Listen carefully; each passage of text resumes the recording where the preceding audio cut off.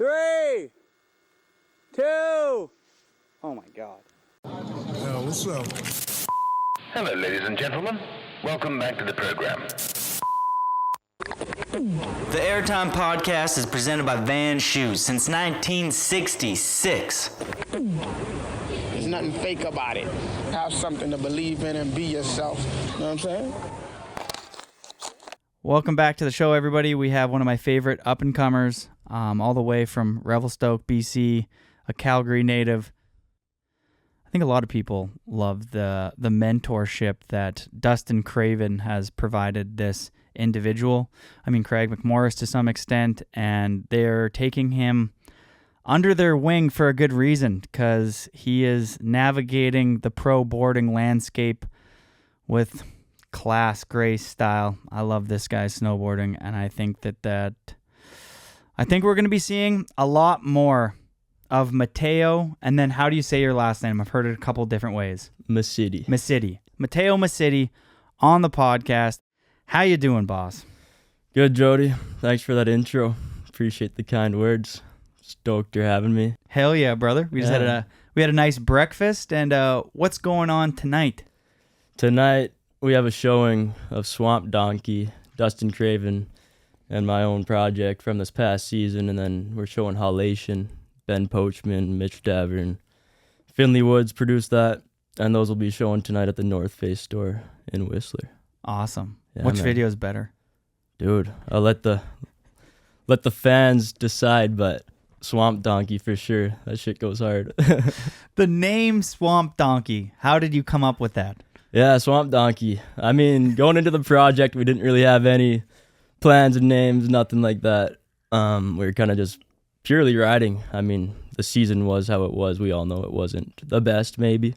But yeah, we were working on the project.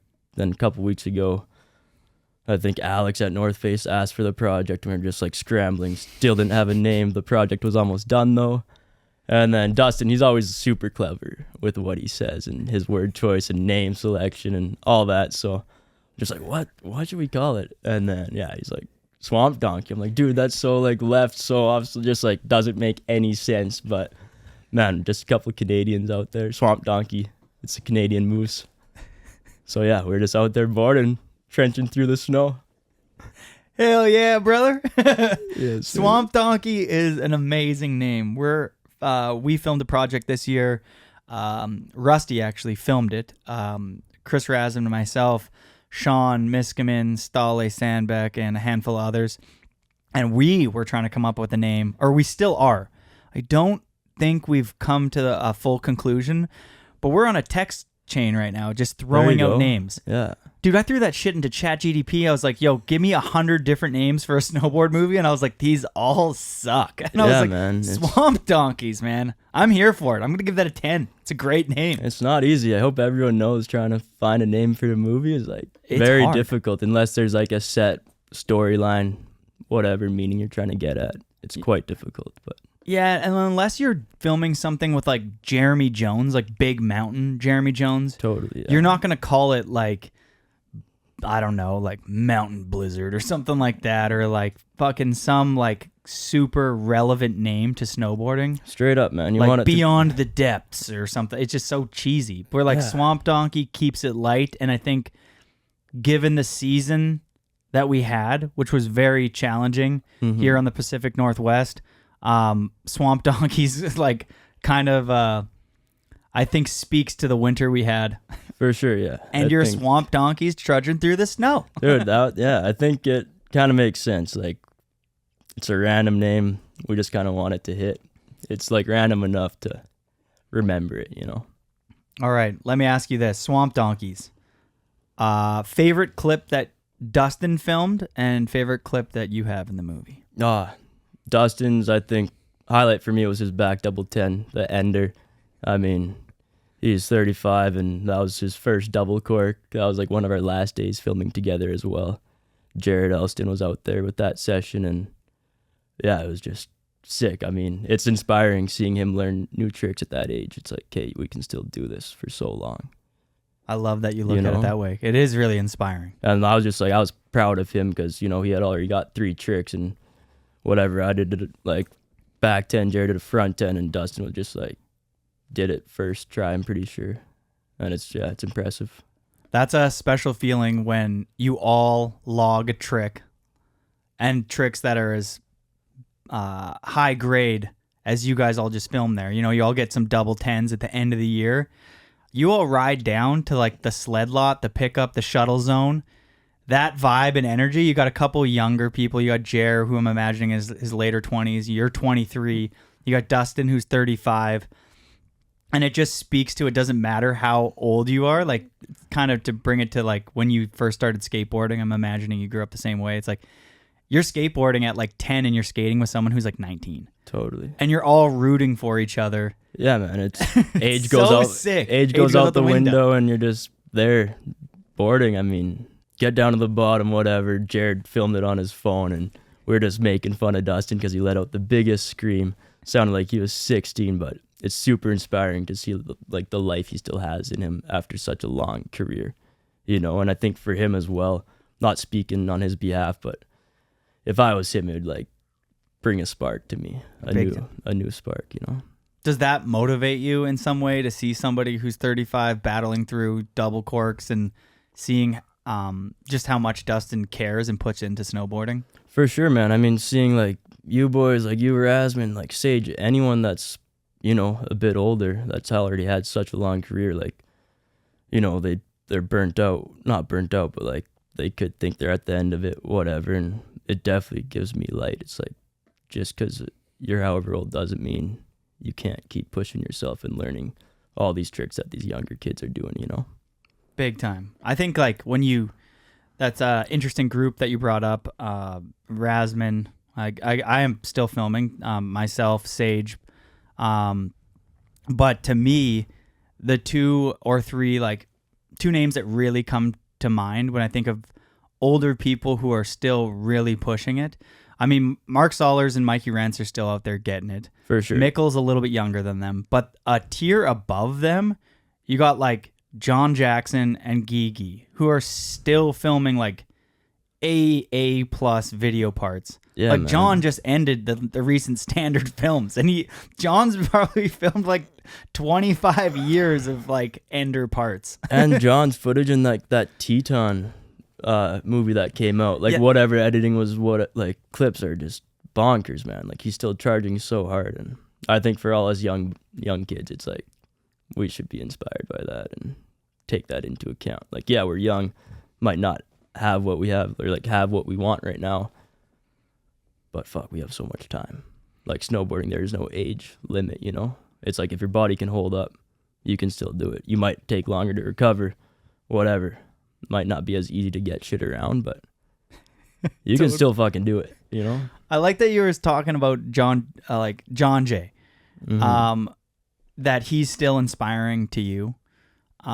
That makes me feel proud. Like at you at 23, like I'm 36, so I'm kind of in the middle between you and John. And to see that the next generation still finds what he's doing super inspiring. I'm like, that's really important to see that, like, and to value those people that have been out there for so long that are still doing it. Like a Travis, and for you, like your mentor, like Dustin has been doing it since birth. Like it's been his life, yeah. And it's a little, is it an honor for you to be out? Like, do you take that into consideration? Like sometimes, like, damn, dude, I'm so speechless. Like I don't talk to him about it, obviously, but it's still such a trip that I'm just like have created this relationship with him, or that he's kind of accepted me into his life the way he has. Like it's beyond words. I don't know. I'm super, super grateful and thankful for that guy. He's done it all for me the past 3 years. Yeah, big shout outs to Dustin. Yeah, I fucking love you, Dustin. Truly, you're the man. Why do you think you were in the position for him to want to ride with you? I mean, he started riding with you when you were like 19, and I think I'll give a shout outs to Craig too here. Craig McMorris puts in his project Fixin', but we're kind of more like you and Dustin live in Revelstoke, and there's no way to not put an emphasis on that mentorship that he's given you. And so like why do you think he picked to ride with you? Like, why do you think you guys kind of jived, or what made you click? Good question, man. I don't know. I think like my first time meeting him, I went up to Chatter Creek. Dylan Ross brought me, like I was in quarantine out here, and I was like, yo, we're going to Chatter, come out. I was like tripping, you know. I don't even know if he knew I was coming out, but I just showed up. And we were kicking it, kind of like didn't say much. He thought I was from like Europe initially, because I was like pretty soft-spoken, thought I had an accent, whatever. And I don't know, like we just kind of were doing our own shit. And I didn't know what, like that was when he was filming for Oh Man. And I kind of just showed up. I was like trying to clip up that year because it was my first year not competing. I was living in Whistler. And then that was the first time I actually like got a real camera on me. And then I was like, oh, sick, I can use these shots for like maybe a little season edit I'll put together. Like I didn't have any sponsors really. Kind of just finding my way, like learning how to ride the backcountry, mainly learning how to sled. And that was like a huge factor. Like I was so intimidated to like go sledding with him because he's like, everyone knows he's fucking insane, like super talented on this snowmobile. And I was just like, dude, I cannot get stuck. And surprisingly, that one day we went out, like we only got one sunny day out in Chatter, but I didn't get stuck all day. And I was just like cruising and didn't think much of it. But I don't know why he chose to do what he's done for me. Like, I think I have a pretty, like, I like to think I have a pretty level head on my shoulders.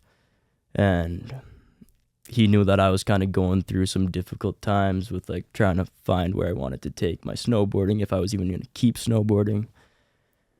And I think he saw something in me deep down. He's like, dude, I want to help him. And I think for someone in his position, like I think the sport needs those older mentors to like help them with their connections and pass down the knowledge and relationships they have to keep this industry going and to help us younger folk out. You know, it's like that shit's needed. A big shout out to Dustin for, yes, recognizing that, but I think that Dustin could relate to you maybe more than you could recognize, because Dustin, after his like big Whistler spree when he moved to Revelstoke, I think that he was like, I don't want to say lost, but I think there was a rebirth to Dustin when he linked up with Kazu, and he kind of like reshaped his whole snowboard career when he moved to Revelstoke.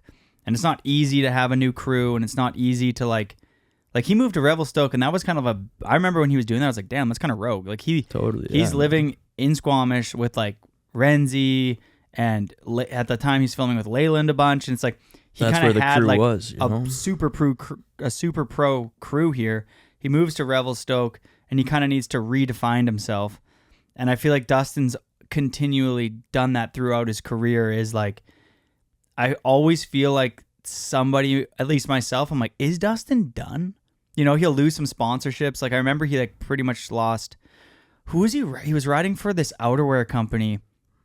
Under Armour? He was riding for Under Armour, yeah. And Under Armour tanked and like pulled out, and I remember that was a big loss of sponsorship for him. And I remember having a couple conversations at premieres or wherever, and I was like, one time he told me this, I don't know if he's going to remember this, but he said, in his fucking Dustin voice, he's like, Jody, you're going to really miss me when I'm not in the parking lot because I'm really fun to hang out with. And I was like, no, really, you are the most fun to hang out with. Please never leave snowboarding. Like, we need to pay him at all costs. Man, he knows himself so well that he has such confidence saying comments like that. And they might be weird initially, but it's like, it's so true. I don't know. I think he's like such a hard worker. Like, despite all the like industry challenges or whatever, like nothing's gonna stop him, man. He fucking loves snowboarding to the T, and that's who he is. Like, yeah. He'll find a way no matter what. And it's like, I don't know, seeing firsthand, like I watch a lot of his stuff, but seeing firsthand how hard he works to put these projects out, like getting enough funding and like minimal funding, but enough to make it happen and then just go full force. Like it's impressive. Definitely taking a note out of that book of his. Totally. And when you get to his shoes and you're 36 and this kid from Calgary who doesn't know if they want to be a contest rider or a backcountry rider that doesn't know how to sled, and you're an absolute beast on a snowmobile, and you've had a 20-year career, you're going to be like, damn, I should pay this forward, like in one way or another. And whatever, that might not be through a video. Like, sure. I look at like Airtime and what the bomb holes created as like a great way to give back to the community. I look at like people who still work at magazines giving back to the community, photographers who still grind it out all year, filmers, the same thing. Like you're giving back to the community. That's exactly what you're doing, man. And I think as a community, we can all kind of learn from Dustin in a way. And I think most older snowboarders do that. You know, Renzi's doing it in mentorship with like Burton, and Solers is doing the same thing. And I mean, Freddie Calvermatten shooting photos in the pipe. It's so nice when everybody kind of sticks within it and like keeps giving back, and hopefully we can continue to like keep that moving forward. It's a massive part for the sport right now. Like if we want to keep progressing it, keep it evolving, like, yeah, seeing Dustin give back. Like I've always kind of known I want to get to a point and be able to pass down my knowledge and help some younger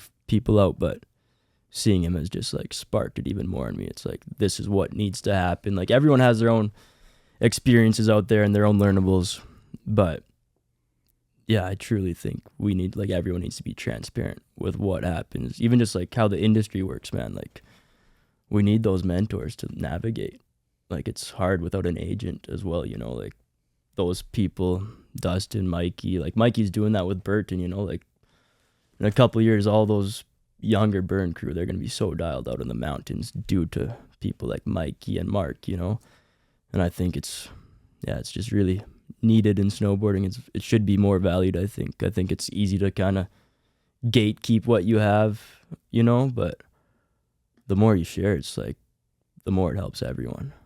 Totally. And I see some backlash these days on the internet of old heads remaining on snowboard teams. For example, Danny Cass gets put on Arbor, and there was an account that was like kind of talking shit on Danny getting put on Arbor, and I think that they kind of read into it wrong. It's like, it's not like Danny Cass is getting signed as the same person as Red and Jer. Yeah, like it's a different marketing tool. It's just celebrating that Danny Cass is moving on to this company, and Danny Cass, when Danny Cass is sliding down the mountain doing whatever Danny Cass is doing, he'll be on that board. Dude, exactly. And I'm not, I think that is cool in itself, is to like keep those people around. Like I've always really liked when like Vans has kept people like Jamie Lynn a part of it and doing whatever they have to keep him around to some degree, because, you know, you touched on whether you want to be a contest rider or a backcountry rider,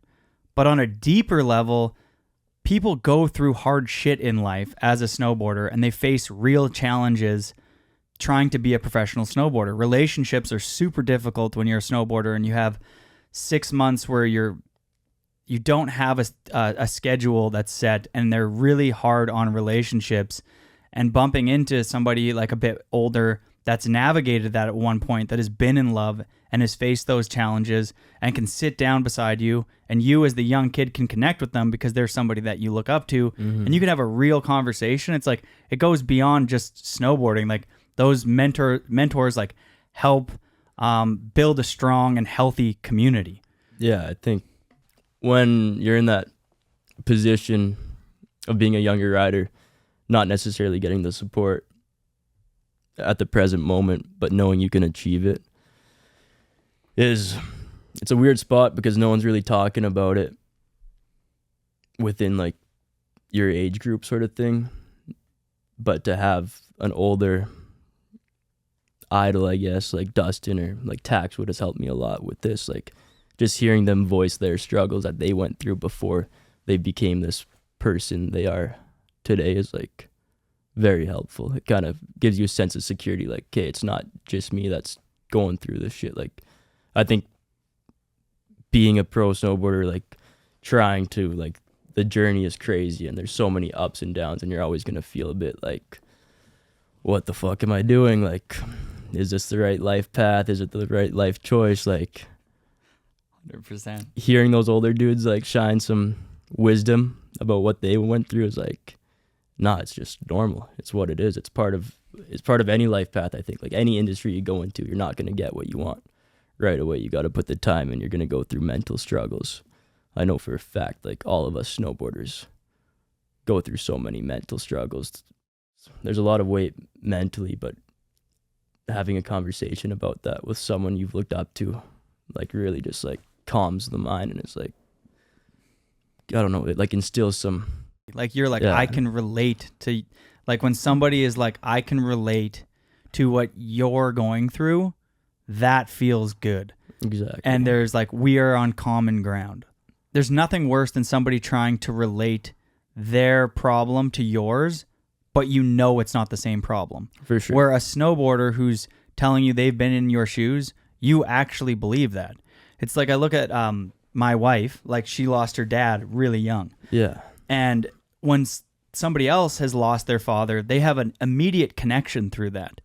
And I'm not going to relate, as somebody who hasn't lost their father, to losing a father, because I've not been in those shoes. You know what I mean? All I can do is hear what that person's saying and talk to them with empathy and compassion about their situation. But I can't relate.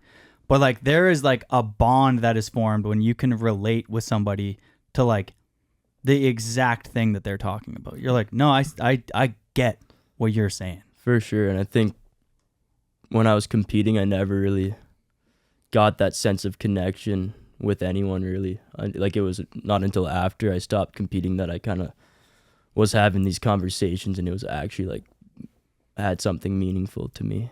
You know, like, I think being on the contest circuit, like, all these kids come from such different backgrounds, whatever. Like, some parents have a lot of money, some don't. Some kids are getting travel budget from companies, some aren't. And it's like, you never really know what the truth is. Like, it was honestly, like, straight up, it was like pretty fishy. And like, even just like relationships within that scene, they seemed fishy, because like, you know, everyone was trying to one up you. It was like a lot of fish swimming around doing the same thing, and it was hard to kind of stand out, you know.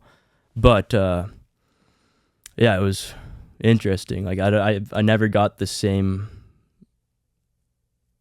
like genuine, sincere feeling from anyone in the contest scene that I have gotten from Taxwood, Dustin, Jared, like Tyler Lightfoot, Darcy Keller, like all those dudes. Even though like they might not be super big time, like, they're just real and relatable. Exactly what you said.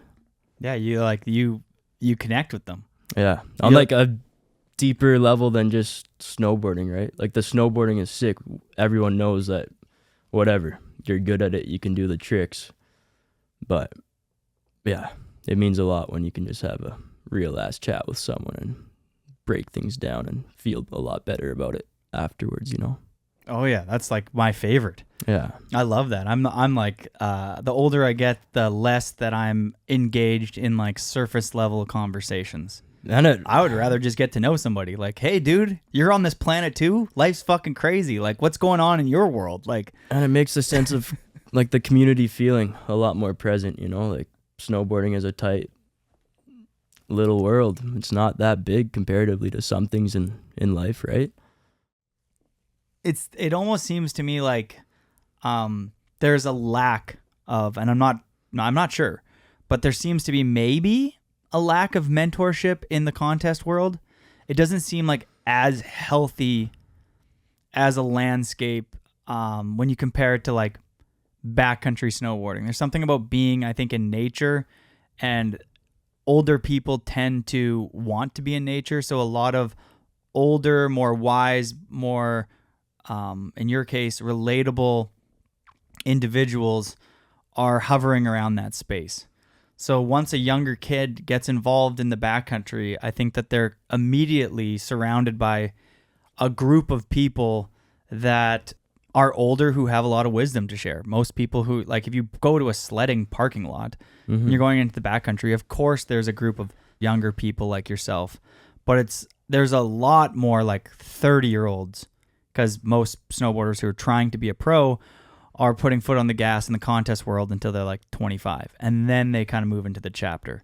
You got a glimpse quick because you went from what year did you quit riding contests? Like, I think I was 19, yeah. Yeah. And then you get a truck and a sled, and you transfer from being in the contest world where you feel a little lost, maybe a lack of connection because there is a lot of surface level conversations. You're not sure who's your friend in that space. Then you go and you move somewhere like Whistler to Revelstoke, and you meet people like Tyler, Darcy, Dustin. that whole crew that kind of rolls in, and then you get intertwined with these older characters like Manicki and stuff like that, and there's like this amazing group that's out in the mountains who knows themselves and who are like to their core are about like the community and everything on a like a deeper level. At the end of the day, it's like just there's good ass people that ride backcountry. Interesting you mentioned that, because yeah, with the competing thing, I think it is very like every man for themselves. Like everyone's trying to get on the podium, whatever. You're not like, yeah, it's a group effort getting there, like with whatever, all your like trainers and coaches and all that. But at the end of the day, the athletes, like, they might not have your back. Like, yeah, they're homies, you guys are riding, but are you gonna land this run or not? Like there needs to be that competitive edge, and I think that's kind of what like where the mentorship kind of might get lost within the competitive scene. But then yeah, it's like switch over to a crew of backcountry riders, and something about it, it's just like there's a sense of feeling grounded out there in the mountains, but also it is it's truly a group effort, like you're not gonna get a shot if the whole crew isn't fucking putting their all into it. Yeah. Big time. Like yeah. From the second you unload your truck in the morning to the second you get back, like you guys are all in it together, right? Safety wise, like if someone wants to get a shot, like I might not get a shot, but I'll do everything to get Dustin a shot that day. And then I love when you get a clip and then the next day is about the next rider getting a clip. Mm-hmm. Like that's a bit of a new school street mentality.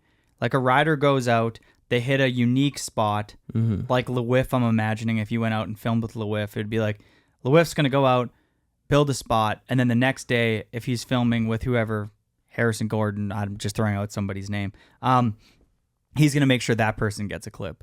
And then you have two unique shots on two different features that kind of celebrate the rider's creativity and individuality, like on those spots. And I like those clips more. Like I like when one person has a 50-50 on a janky rainbow rail, like Parker's like 50-50 on that like janky rainbow. Like, yeah, totally. I don't want to see a session on that. No. I want to see one 50-50 and that's it. I don't know. It's weird how that stuff works out there, but yeah, you definitely got to be looking out for not just yourself. And I think that's what creates like a sincere project, That's when the best clips like happen.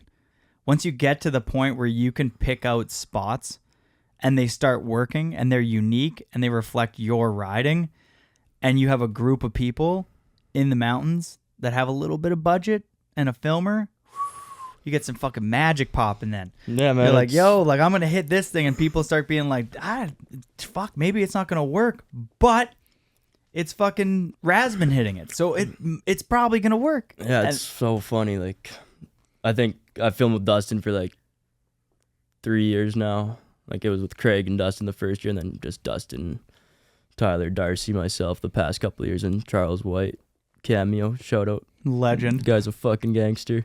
But yeah, it's funny when you start spending like a couple of years with the crew, you kind of start knowing what's going to work and not work for that rider. Like, even Evan LaValle, shout out to you, man. Much love. Thanks for all the hard work. But it's like even Evan sometimes, like, he knows right away if something's going to work or not, just from like watching us snowboard from his perspective all the time, Like in our heads, we're like, oh, this is going to be like this. Like, going to transfer from here to here. It's going to look sick. And then he's just like, nah, dude, like I wouldn't even waste your time. And it's like true, because you always like have this set vision in your mind, and you're like, okay, I'm gonna be able to do it how I fucking want. It's gonna be great. But then it's valuable hearing someone else be like, dude, it's just not gonna work, because you never see yourself from that outside perspective, right? Yeah, knowing when to battle is what separates a rookie from a pro. Like, if you build a spot and you're battling to get a clip on a spot that's not worth it because the filmer can't find an angle, or it's just like, this is not going to translate into a good clip. Rusty's so good at knowing, like, yo, this clip's going to be dope. And yeah, especially him with the boarding background that he has. The boarding background's wild, because, like, yeah. Rusty's like, I've never gotten to work with a filmer who's so dedicated to their craft and also have, like, a 20-year past in snowboarding. So like, Yeah, respect, if Rusty. if you're doing like a front 3 tail on this gap and you're goofy versus regular, he just picks up on those things. And then he'll be like, oh, cool, like it's kind of backlit. I'm going to like get the shadow going. Like I haven't worked with somebody who's like that good at filming, and is he, because he's new to it, he's so excited and he brings like that stoke to like, he wants to get the clip as much as you. And it's really nice to work with a filmer or a photographer or a brand when you're all trying to like achieve the same goal and you're all like hyped to get like the end product. Yeah. And when somebody's been doing it for too long and they're jaded and they're burnt out and they don't want to be there anymore, it's like, it's so evident, and it just puts a drag and a damper on the whole crew vibe. Yeah, man, he must be refreshed with what he's doing. Like same crew. Does he ever? Are you boys ever out there like cruising at a zone and whatever? He's like, Jody, get the fuck off this. Like, let me get a clip. Oh yeah, Because he's probably still got it, and he's probably like, he probably knows he can, I don't know, get a clip that's equal to your guys's. Like, dude. So Blake that Paul, must be a fun dynamic out there, right? Like, yeah. So Blake Paul the other year, he has a front 7 on this like little bump jump, and it's sick. I'm not taking a shot at it, but Miskimen set it up this year, and he did a cab 5 on it. And then Rusty, like, he's such an old head filmer too. I'm imagining he has a bit of like the Sean Kearns kind of vibe, where it's like, yeah. he's like, are you done, Sean? Rusty, no goggles, goes and does a bigger cab 5 on it first try when it was done. And it was like, just to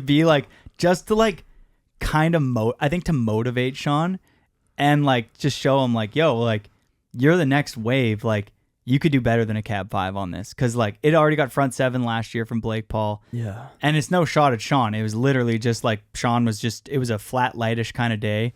It also just showcased how good, Rusty is. Yeah, he's like, I gotta show him what's up. Like, Rusty was the best at snowboarding he's ever been when he got dropped by everybody. During the pandemic, I think he's one of the only pros that got let go from all of his sponsors. And the year before, when we were filming together, he was the best one out of the crew. Dude, he was the most consistent, he had the style, he had his own flavor, and like dude would throw a snowball and be like, I'm gonna back 7 and land right on that snow. He was so good. I loved watching his stuff. You can see the snowballs in half his shots, and he's landing like He lands first try his last within 2 like parts. 5 feet of it, you know? First try. That's a huge bummer. But respect. You're fucking killing it, Rusty. Yeah, big fan of Rusty. Maybe let's touch on NST. You've been doing some work alongside Dustin and Chucky, who we brought up. Big shout out to Charles White. Huge fan of his snowboarding. What did that summer look like? Like, what are you guys getting prepped? What are the improvements you're working on for the natural selection course? Yeah, good question, Jody. Yeah, so we're up in Revelstoke on the resort there, Montana Bowl, a little out of bounds, down south. But yeah, I mean, it's the second year we've been working on it. I'm not full-time up there. I kind of hop in like second half of their building season. But it's crazy. It's super cowboy. It's like one of the most Canadian things we could be doing, but it's the best times. Like, it's just a small crew. It's Dustin's kind of like the mind behind it, kind of mapping everything out where he wants features. And then, yeah, Charles is up there dropping big trees. And then I was up there for like 6 weeks. I just finished yesterday. And yeah, Smitty, just a local legend from Revelstoke, just doesn't ever stop. But yeah, it's sweet. I mean, just the whole process is just, I'm so thankful to be up there. Like, it's honestly, like, my dad calls me, oh, how was the day? I was like, yeah, dream job. Like, this is, like, when I was younger, it's like, how sick would it be to be able to build a snowboard course? It's like, this is literally what I'm getting paid for right now when I'm not snowboarding, which is amazing. But yeah, it's super steep in the summer, like super gnarly. Half the time we're kind of like rock climbing with our saws, kind of just getting to point. Like the past week we were working underneath bar fight there, kind of opening up that big center middle cliff face. Last year it wasn't in the contest, but last year was a little weird because they had that avalanche, which kind of just, I guess, messed things up, like snow conditions. They got lucky last year with the snow they got, like right before the event. Because if that didn't happen, I don't think that event would have ran the way it did. But yeah, it's sick working up there with Dustin, because if I see something that I'm like, yo, this would work, I kind of like pitch it to him, and we're always kind of going back and forth. Like, oh, should we take this tree out? Because like once the trees are gone, they're gone. We put the trees to use. Like once we fall them, we're boarding them, and that's what we build the features with.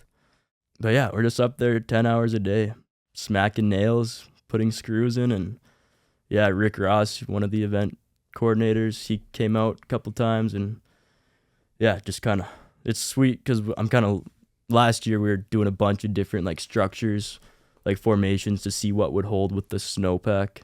Because by the end of the year in the spring, when all the snow's melting, it's like, I don't know, a couple 100,000 pounds on each one of those features, right? And like last year, a lot of them collapsed. But it was just, yeah, cool seeing all like the different bracing techniques and all that. But it's pretty like dialed in now. And this year we started like, last year was just mainly like a top on the platforms. But this year we put sides on them, so they kind of like fill in more as a pillow. Sick. Smart. Yeah, and then like there's a lot of ground that's opened up, like kind of couple hallways down into bar fight, and I guess like Riders Right, kind of where Hannah did her run, where no one was really going, like kind of right where she was on like that ridge where that little like pocket broke. Yeah, on the farthest Lookers left. Yeah, Lookers left, Riders Right, but I guess the first couple weeks, those boys like pushed onto the other side of that knoll. So now the venue kind of goes way out, Lookers left. There's like a kind of new section out there. And then, yeah, took out this big strip of trees, more so for safety. They're going to have like first aiders kind of set up there. They'll be able to get a cat up and down easy if anything happens. But yeah, it's a process. And honestly, like once the wood's on the ground, even though it's boarded into like these 2x4s, they're still like, I don't know, like 10, 12 feet, but like just lugging them up to the platform, because like you fall the trees and then you're building off the stumps. You leave the stumps a little high, and then that's like your base structure to it. Or sorry, that's your base structure, but then it's like, it's so hard hauling these logs up the hill. Like it's always like two of us trying to like haul them up, but I think everyone needs a good break for their back, because I don't know. I'm 23 and my back was so sore a couple mornings, and I was complaining in front of Dustin and Smitty, and I was feeling like such a bitch. But yeah, no, I wouldn't change it for the world. I honestly kind of wish I could have finished it out the last 2 days with them, but yeah, I'm very grateful to kind of have that gig. Yeah, I called Dustin a couple days ago to speak with him, because I know he's filmed with you a bunch, as we've discussed, and he was saying that you guys were doing some work on it, and his last day is today. Yeah. I'm wondering what that course is going to look like with a bit more freedom for the riders to play. That's going to be really nice, and it will be cool to have bar fight kind of open up. And to people who didn't watch Natural Selection last year, the venue kind of, if you were standing at the bottom and you were looking left, there was an open section, and to the right there was an open section, and there was this big open section in the middle, but it was a bit too technical. It's really steep, and there was a couple lines that might work, but if you did some pruning and stuff, I think that would open up. And honestly, for a couple of really rowdy cowboy boarders, a couple of really big swamp donkey boarders, there we go. I think a couple swamp donkeys might be able to work down bar fight. AKA Dustin's making a run for himself. It'd be prime territory for a couple swamp donkeys. But yeah, going off what you said about bar fight, I think this year they had a couple like Seb Ground, and shout out fucking gangster from Revelstoke, but they had those boys up there doing like rope work, taking out a bunch of little trees, kind of making it more rideable. But I think last year, Dustin told me this like last week, but I guess like dead center of bar fight, there was like this old stump kind of sticking right out, which was a big reason why they didn't allow it in the contest. So now that's gone. And yeah, I'm stoked to see what the riders think. Because last year I was talking to a couple of them. I think it was like Blake maybe, and because the venue the year before in Revelstoke was like that super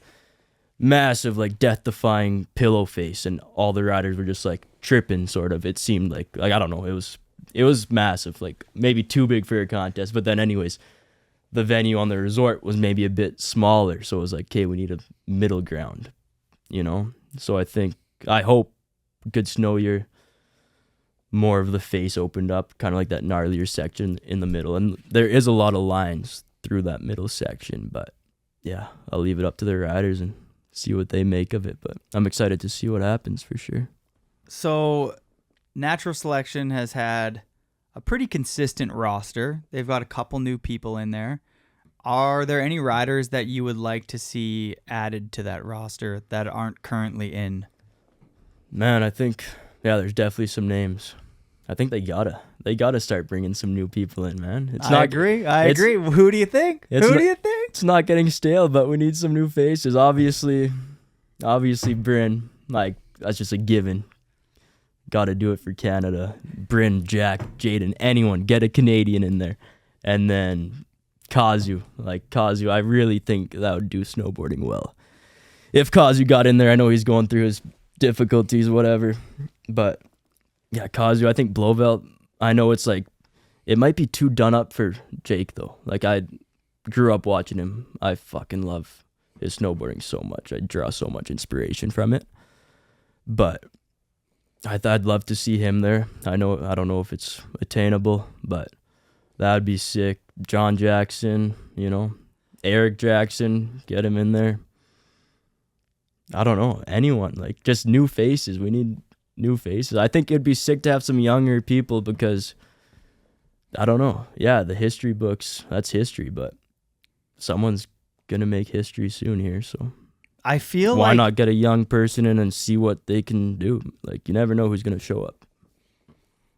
Yeah, I feel like they should drop the bottom, like whoever didn't place, there's still an opportunity somehow for them to get back in, but they get like cut. For and sure. then there's like a new group that comes in. And I think they've done that some years and some years not, and I don't think anybody really knows the exact formula. I'm not sure if there is a formula because, yeah, as you're saying, like some riders, you know, like don't make it past the duels, but then it's like 3 years later they get into the event, which is sick. Like, everyone should have their shine on the tour, and, you know, you need those names to make it what it is and to have it, you know, be that level. But I think it's like anything, you gotta let the young kids show everyone what they can do before you make your assumption, you know? All right, so from now on, Airtime is going to do a top 10 backcountry riders of the year. And then that in that top 10, for male and female, they have to take at least 5 from each group. Yeah. That I say. That should be the formula right there. Rick Ross. Yeah.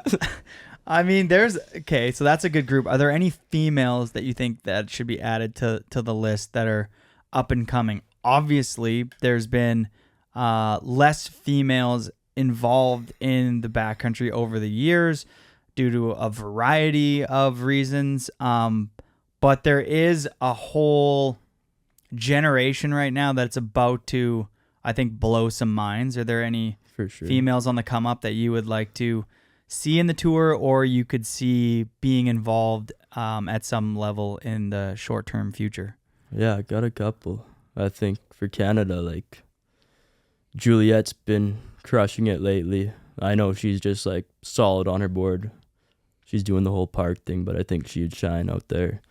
I don't know if Estelle has a spot from that stuff that was going on at Whitewater last year, the R&D research stuff that Robin was putting on. I think Estelle, it would be sick. And then, honestly, I was up at Baldface for this low-maintenance event last year, and there's a bunch of chicks out there, like Iris Pam and Veda.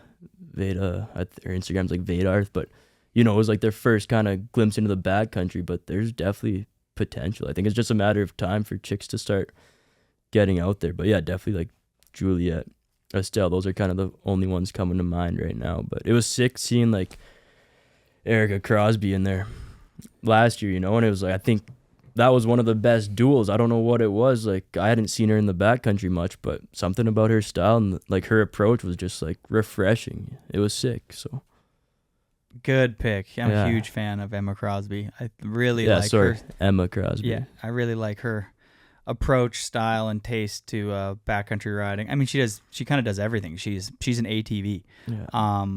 Yeah. Good picks. Mia Jones. Yeah, Mia. She's totally. really sick. She is shredding. And there's rumors, and I've been hearing echoes. I don't know. It's where I live in Whistler, so people are always talking here.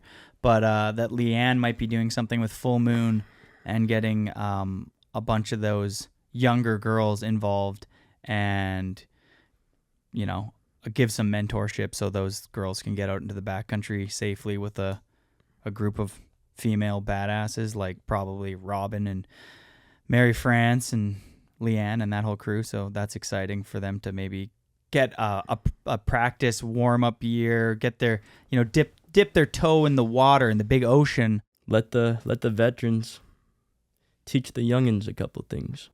Yeah, pass on that knowledge. A wild opportunity for you the following day of the last natural selection is that you got invited to the super session. What is the super session? What did it feel like to get asked, and how did that all happen? Because that was a pretty big nod to get invited to that. Yeah, sure was, Jody.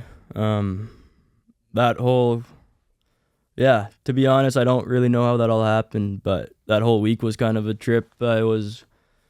Nitro was filming for Cake, so we had a trip out in Salmon Arm, like just west of Revelstoke, and that was already like I was kind of on cloud nine from that. That was my first time meeting Taxwood. I was rooming with him. It was with Jared and like Luda, and it was kind of like my first team film trip. It was real close to home, but it was still just like, okay, like we're doing this.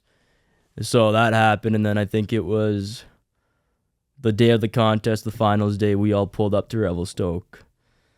And we were chilling, having drinks, obviously the big party that happens every year. People are going crazy, and I think Sam and I were gonna go just south of town to meet up with the rest of the Brown crew because they were in town filming for that big project, Knights of the Brown Table. Go watch it if you haven't. And we were chilling. I think we were packing up, and I got a call. I think I might have been on the road already, and I got a call from Dustin. He just like, yo, want to go heli tomorrow with Trav? And I was like, what, why, how? And then I was just like, what, like you're not going? He's like, no, like Mikkel and I are just chilling. I was like, okay. I'm like, fair enough, you do you just had like a couple of rowdy days, like relax. But again, Dustin, like another reason like I wouldn't be here if it wasn't for him. Like that opportunity was purely because Dustin did not want to go on the heli, and he was like, he kind of vouched for me, I think. But yeah, anyways, he's like, okay, you got to go up to the Sutton at like 7 p.m. I was like, turned around, went home. I was like, okay, whatever. I hadn't talked to Liam, I think I might have talked to T-Bird about it like briefly. Like he told me where to show up, and I was like, okay, what am I doing? And it was the whole like roster that was competing at the actual contest, but the super sessions, I guess, was the following day. Travis's mastermind, he was just like, okay, all the riders are here. We have this other face as a venue, like have the budget or whatever. Like the heli company was down to take us out for another day. So yeah, he's like, come to the Sun at 7 p.m. I show up, I see Trav, first time seeing him, just like big ass dude. I'm like, okay. I'm like, I don't like, do you know me? He's like, oh sweet, you made it. I'm just like, how do you know who I am? Like I was just tripping, right? And he's like you can see his brain work as you talk to him, like he's just like, yeah, straight up. And him and Liam, and I just like, we go into this room, and I'm just standing there with everyone. I'm just kind of like, feel so out of place, like, the fuck am I doing here? And whatever, they're like, okay, meet at the fucking heli base in the morning, blah blah blah. And I was kind of just like, all right, gonna go snowboarding. Like Dustin, I think he's like, yeah man, I was like, dude, what's going on? And he's just like, dude, just go snowboard, like have fun with it. You know how to do that, right? I'll talk to you after. I was like, word. So we go, I think Sam and I drive. We're like, okay. Or yeah, that's what it was. I like call Sam. I'm like, dude, I don't think I'm not going to make it. He's like, why? I was like, I'm going helling tomorrow. He's like, dude, same. He's like, they asked me as well. And then I was like, oh shit, let's go. Like, thankfully, another homie that's not like doing it is going to be out there and we can just like vibe. Like, I'm not alone in this, you know? And then the next morning we pull up to the wrong heli base. We're just like, where the fuck is everyone? Like calling, like trying to meet up with everyone. And then I think we had like 3 heli bumps before we even like got on the heli that took us up to the zone. Like we got a heli from base across the river to the staging area, and then another heli from the staging area to another staging area, and then we got flown up. And I was just like, okay, 3 heli rides already, like what? And then I got up there. Travis is kind of like explaining it. I was on the last flight up, so I had like 10 minutes to kind of like look at the face. We landed on the ridge, and then I rode down, took a couple photos, and then we get to the bottom, and I had no clue, but there was like a full start list for it. Like they were kind of running it as an event. You were there, like broadcasting, chatting with T-Bird, and I had no clue that it was set up like this. Like I thought we were solely just going up to board with everyone.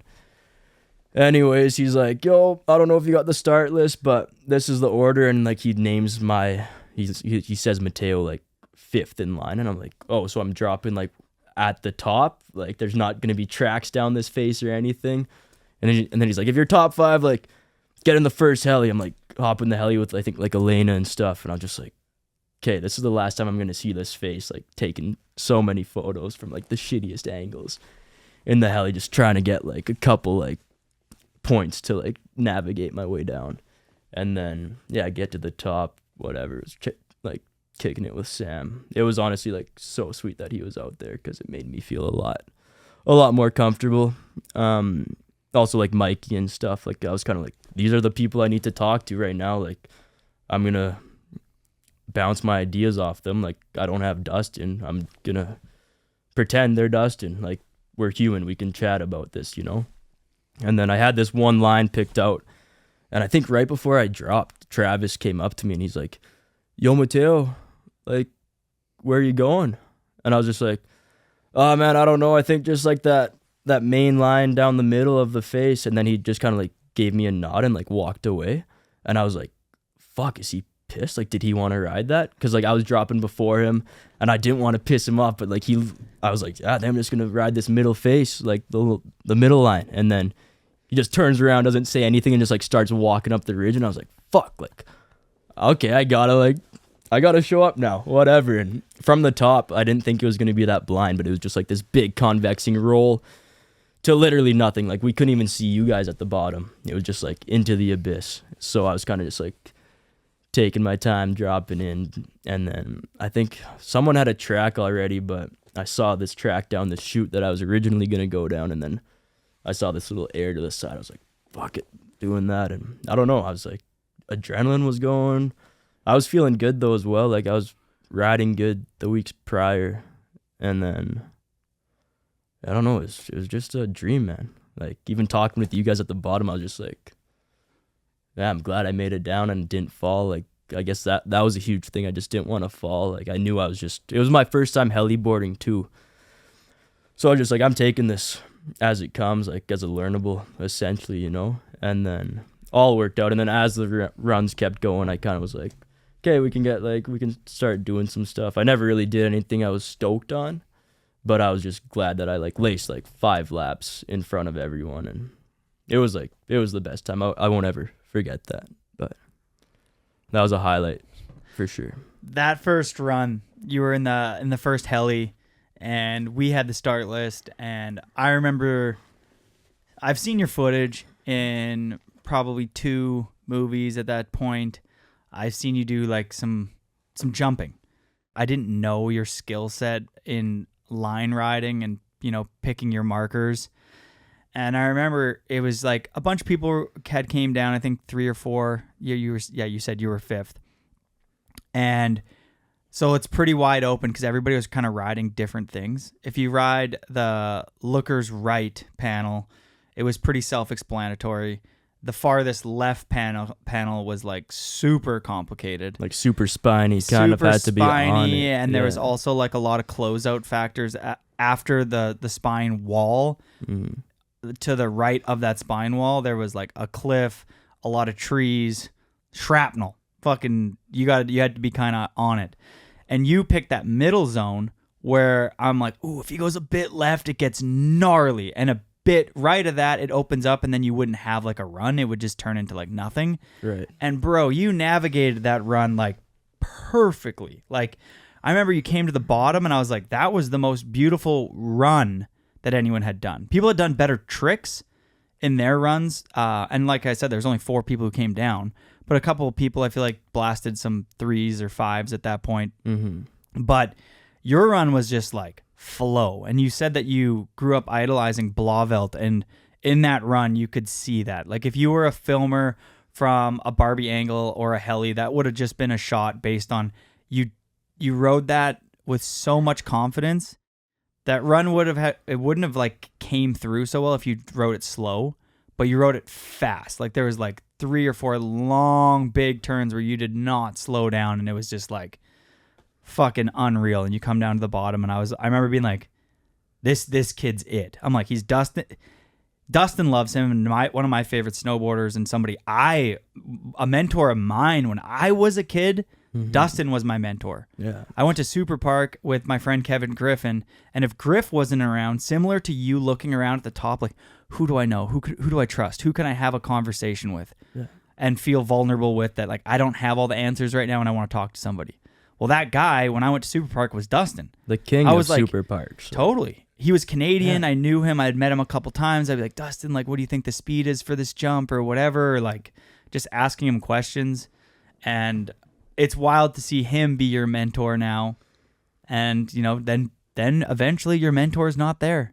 Yeah, man. And you gotta fucking, and it's, I like that you decided to lean on some other people at a time where you probably were like, fuck, I don't know any of these people that well, but I also want to discuss my line. Like most riders, even Travis probably, if he's out there with the best in the world, Eric Jackson or John Jay or whatever, is probably bouncing his line off. You want to like, that's a good choice, right? Like, yeah, and then sometimes somebody picks up on something that you missed. Like, hey, like, that left side, if you go over too big on that convex, like, you're going to have to watch and it could pop, or like your slough in this zone could pick up pretty fast. So you're going to want to get over to that other spine wall because the slough's going to be going through that middle point. For sure. And I just couldn't believe, I was blown away. And that day at that super session, I was like, this kid is the next kid. He's oh, man. You went into the category of like with the Brins that I see. Like to me, the backcountry guys right now, if you're a brand, you got Jaden, yourself, Jack McDougall, Bryn Alexander. As far as people who I think are like fully undervalued. Those are the stocks. As a gambling man, and I love gambling, that's where I'd put my money. I agree, man. Yeah, it's definitely, I don't know, you get into those weird situations where you know you're not gonna like die, but it's like gnarly enough that you're like, you could have died. I gotta be on it, because like, yeah, that face was pretty rogue. There was some pretty exposed lines. Like Victor, he had that close call and whatever. Victor had a couple runs that were like, that face was chill until it wasn't. There's a lot of little like traps that you could get sewered by, but it's like having that person to bounce your ideas off and just to get like a second thought on it, or just for them to back what you think and be like, okay, like it instills some more confidence in you. But yeah, Jack, Bryn, Jaden, like, so underrated.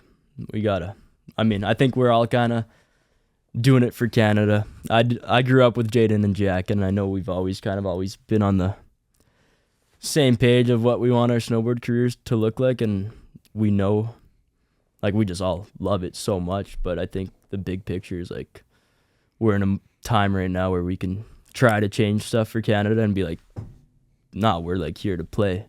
We can hang. I think it's just a matter of time until the industry, or I hope until the industry sees that and starts backing those who deserve it. But Well, yeah, I appreciate those words, Jody. That means a lot. But I saw Swamp Donkey, the movie that we were talking, and I didn't even kind of go into this, but first, I mean, it's gonna happen.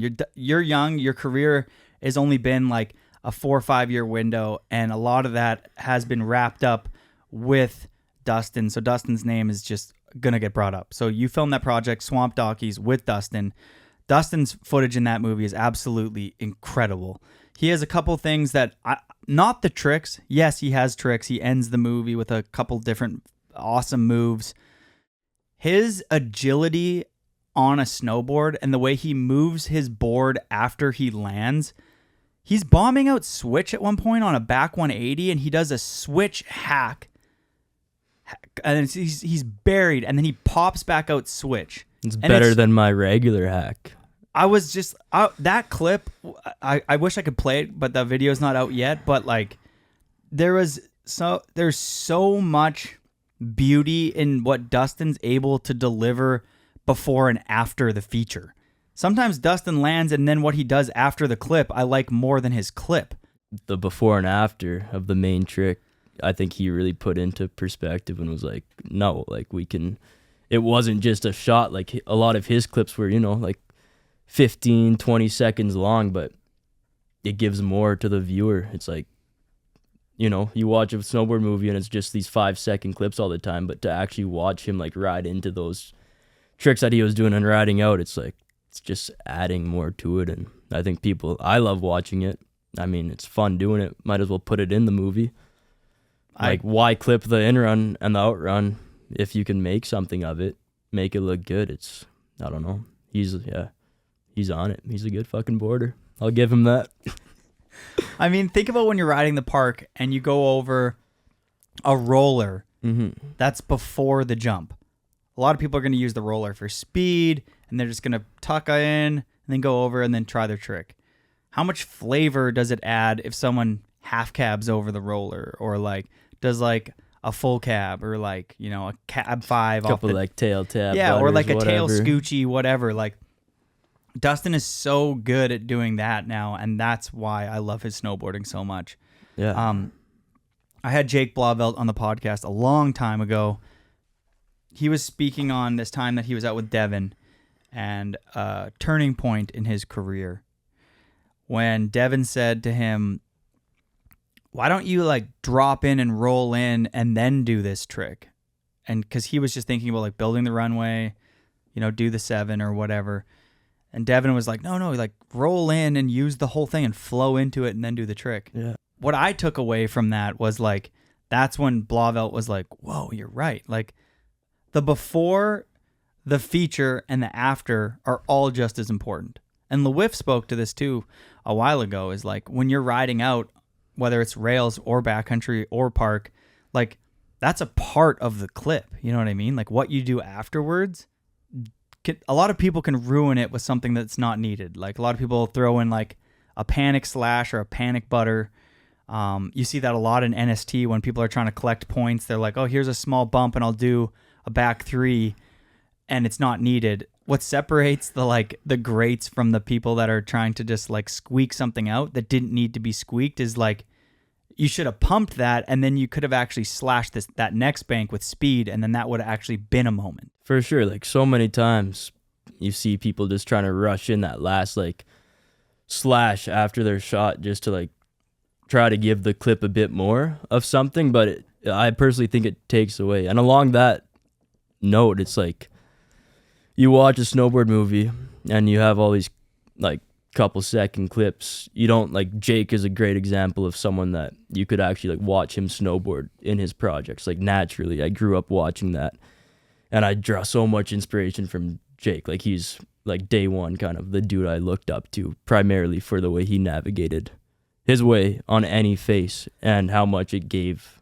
like me as a viewer, like how much it was just like, I could feel something from it almost, like there's this one clip he like, I think does a toe side slash and then does like this hardway front 7 filmed from above, and it was just like, you can see the whole face. And it's like riding with, I met Eric Jackson this year out in Baker, and like he was just showing me around, and I'd watch his stuff a lot. But I think it's any rider, like you see their movies and you get a glimpse, but then you actually go out and ride with them and you can see just how they ride, like everything, like a cat track, little like side hits, like how much they can make nothing turn into.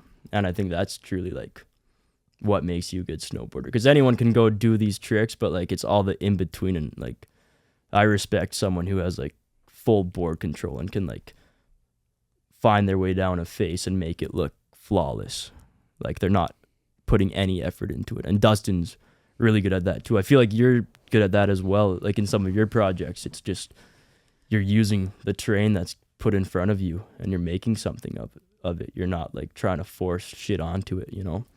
And yeah, Jake, I mean, I want to look like Jake when I snowboard, and I don't know. That's kind of like a reason why I moved to Revelstoke. It was just like the reading of the terrain I found so much more intriguing. Like out here it's sweet, super open, but out there it's like you got to be on it. You got to like use the terrain as a friend to help you, you know, like if you can't hit this pillow, you're going to use it to get onto the next one, sort of thing. And it's almost like a fucking math equation. Like you're like, okay, I can use this little dip to get me over here that'll set me up for this hit that I want to get to afterwards, you know. And it's like that NST, like that super section. There's like this one little tree that I had as like a pinpoint marker, and it was like I just had it envisioned that I was going to use that as like a turn, and it'll get me like into the gut of it, and I'll be sweet, you know.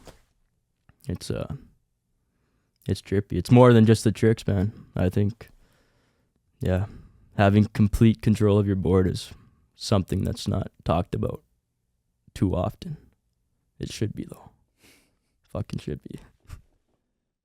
Yeah, and there's so many riders that have that ability, and those are what like really bleeds like that special snowboarder. The longer you do something, the more that you're able to pick up on like when somebody just has that it factor. And maybe that's why I was always drawn into your snowboarding, is there is an element of it factor that I'm like, I can see it. You know what I mean? I see that he has pop. I see that he has board control.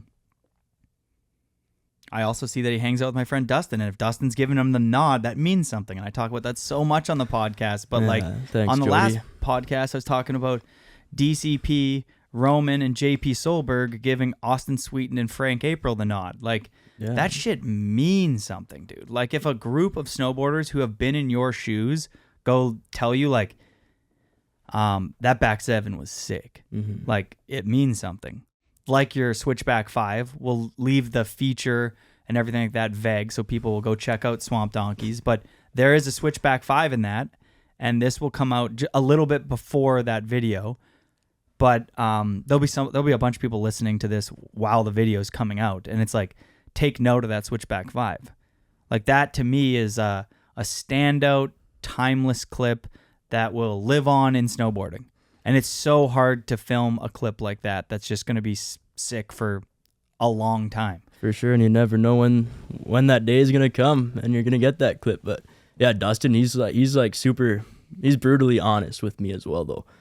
Like, if he doesn't like something, or if I'm not, like, he's always like, man, you, like, go bigger. You got to try harder. Like, always, like, nagging, which is, like, for the better. He's, like, keeping me on my toes. Like, I can't settle into what I'm doing right now. But yeah, I think getting his like okay was huge, because it was like a weird point in my life, honestly. I was getting out of competing, went on that little trip, and then we came back from Chatter and we were chilling on his driveway, and he's just like, yo, I think I'm gonna use those shots for Oh Man. And up until that point, I didn't really feel not valued. I just didn't really know if my snowboarding was like up to par, even though like I've always felt like I've like put a lot of effort into it. Like I care about this shit so much, but sometimes I was like, oh, do I have it? Do I not have it? Because I felt that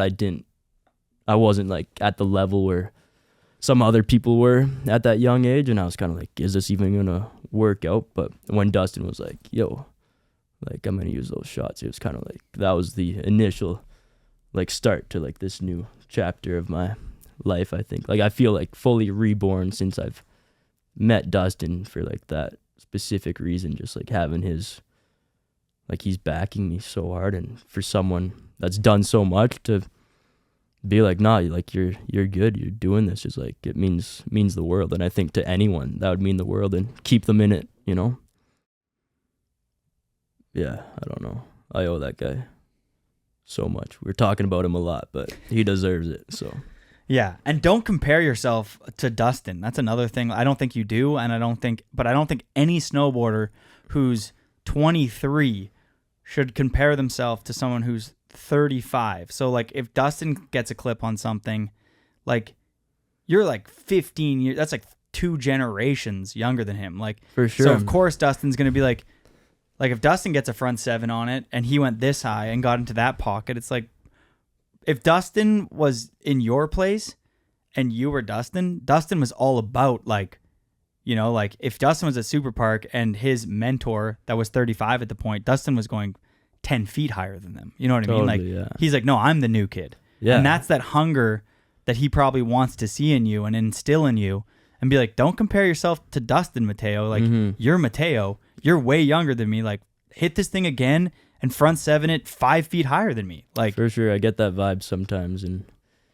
he's like, I mean, we come from completely different eras of snowboarding, right? Like he was super, back in his day, was like so raw and just different. And I think this year I saw it more than ever, just like the generational difference of like our approach to it, you know? Because like sometimes I'd want to get more of like a cruisy, like visual pleasing shot, but all his stuff, like he's just like hard ass, like let's go rogue, let's go fucking big. And it was tough. It wasn't tough, but the first couple of years I was kind of like just going with him on that sort of line. Like, yeah, I'm out here, like let's just get hits, like let's try to go big, whatever, like ride the gnarliest shit. But this year is kind of like, no, like I grew up in a much different era than him. I'm a complete different person than him. I'm allowed to snowboard differently than him and put different sort of visuals out there for people to watch. Like, and I think that kind of, I think we're like our styles are very different, but it's kind of a dope duo. Like he's kind of just raw, and I might have some more like, I don't know, like finesse, whatever. If it makes your heart like glow, it's like, it's dope, you know?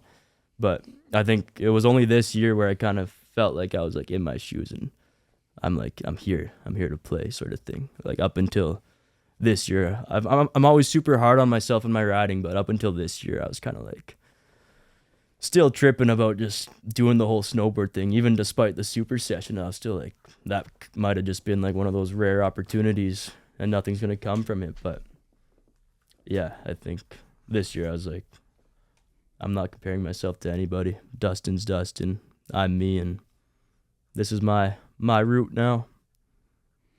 I think that you should be hard on yourself as an up-and-comer, though. Like, obviously, don't beat yourself to a pulp. Most humans are pretty bad at not doing that, but don't do that. But be hard on yourself. You know, you are sure. 23. You still have a lot to learn. You still are not at the peak of your career. Mm-hmm. So yeah, like if you go home and you didn't get a clip, like analyze it. Be like, what did I do wrong and stuff like that? Because you probably did something wrong and you could do better. And at 23, you still have like so much growth ahead of you that I don't know if being hard on yourself is a bad trait. If you want to hang with someone like Dustin, who's a great in our industry. Like if you want to be a part of that world and be the next Dustin who was filming with Benji Ritchie, Aero Niemela, Ika Backstrom, Mikey Rentz, like there was a group of those people and they all filmed together. Yeah, they all were homies, but like they were the best. Yeah. Like those were the best new backcountry riders and they all filmed and hung out together. And if you want to be in that crew, you do need to be like, I can be better than this. For sure. No, I think being hard on yourself, like, as everyone knows, it brings the best out of you, but I think, like, yeah. To align. If you can critique yourself and find flaws within your own writing and, like, I mean, like, bring those to the surface and kind of address them and know what you want to do or, like, work on the next couple days or for the future, it's huge. Like, I think someone else could tell you some shit, but you don't take it the same way as if it's coming from your heart, you know? Yeah, a big Also- one. yeah. Yeah, shoot. Well, also, like, you probably know, like, you film your project, whatever, you're initially, like, so stoked on every clip you get because you still kind of have that clip high for a couple days afterwards. At least for me, like, clip high, whatever, like, I'm stoked on a shot for the next, like, 2 or 3 days because I don't know if I'm going to get a shot in that time period. But then by this time, when your footage is, like, coming out and you've, like, watched your project a bunch, you probably feel it as well. You're like watching half your stuff and you're like, why did I do this? Why did I do that? And like, there's so many shots in Swamp Donkey that Dustin would hit a feature and I was just like, I just maybe wasn't feeling it that day.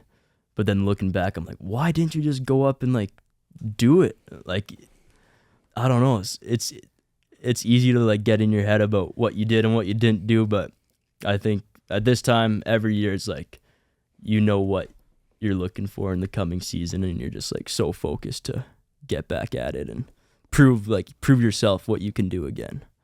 Dude, I remember being like so bummed for like extended periods of time. Like, why didn't I get a clip on that? Yeah, it eats you out, man. And then you go outside and like look at a tree that's blowing in the wind, and you're like, wait, that clip doesn't mean anything. Like, Yeah. I'm fine. I'm healthy right now. Like, and like maybe you would have landed a clip on one of those features with where Dustin got a clip and you wish you hiked back up and hit it. But like, if you kind of believe that like you're on a life path, like maybe if you would have got that clip, you would have went home and did this and you would have got hit by a bus and died, or maybe you wouldn't be where you are right now. For sure. And right now you're in a booth in a warm room with me, healthy, happy, Dude. and you're sitting on a good part. So like, And we're everything, dry. and we're dry. It's rainy outside. It's we're raining. cruising. Like, so like you've done everything right. You are exactly where you should be. And yeah, to go off that, it's like, in hindsight, it's always like, oh, I was perfectly capable of going back up and hitting it and whatever. But then it's all like these little variables, like, oh, I might not have just, like, mentally I was feeling off that day, that you kind of forget about it. And you're like, that's the deeper reason why I never went up there and hit it. Like, I listen to myself quite a bit out there, and I think it's a good thing to be able to catch yourself when you're not feeling like fully 100% to put yourself into some crazy buck place. But I mean, there's no point of hitting like something that's gnarly if you're not mentally clocked in. And I learned that the hard way. I've had some features, and I actually kind of learned this from Rasman, we were on the exact same program, similar to like a you and like a Jack or a Bryn, you know, same rough age group, yeah, younger, on the come up. I grew up alongside Chris, and Rasman always kind of had this ability to say no to a feature if he wasn't feeling it, even if it was something he was totally capable of. Very like, I'm not feeling it right now, I'm a little off. Maybe something from outside of snowboarding is so he's not fully mentally there from like maybe he got in a fight with his girlfriend that morning or whatever, right? Or maybe his knee's just a bit sore and he's a bit tired and he's got a bit of brain fog and he's not feeling it. It's late in the day. He could always have this ability to like not chase the clip. Mm-hmm. And this is when he was like 27, which I think is a really mature way to like look at trying to get a clip. Like, you can't extract a good clip when you're not in the zone. And I would always be the type to be like, but I don't want to do it, but I really want a clip still. And then you're spinning off this thing all fast and you're not really feeling it and you're eating shit. And You're like, you're not doing it for yourself at that point, right? Yeah, exactly. You're not doing it for yourself. And I think that's like, I've learned my lessons with injuries in the past, kind of just pushing too far, like knowing that my body's kind of sore. And then, your body's connected in so many crazy ways. Like, your ankle might be feeling a bit weird, and the next thing you know, you like blow your knee out and whatever. But I got a glimpse of that when I was younger. And it wasn't anything ever like super extreme, but it just like, it was such an extensive recovery and like nothing would ever happen, that now at this point in my life, I'm just like, I know when the time's right.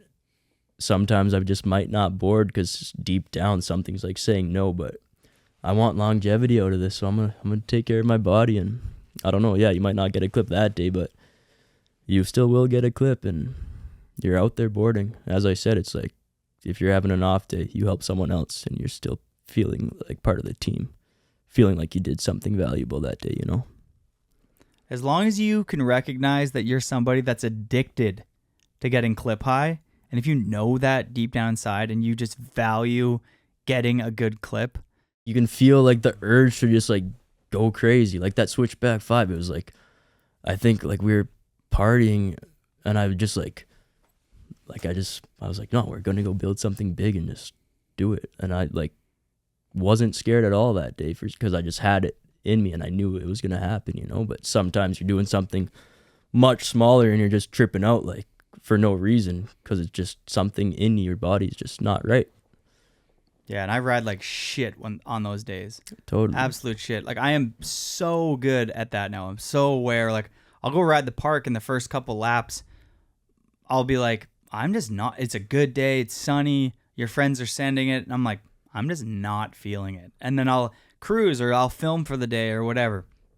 And then there's some days where it's like kind of cloudy and the snow's not that good, and I'm like, I want to bust. And like, you're Totally. just feeling it. Like, and then if you can suppress just sending it all the time when you're not feeling it, I think you avoid unnecessary injury and like unnecessary setback, unnecessary frustration.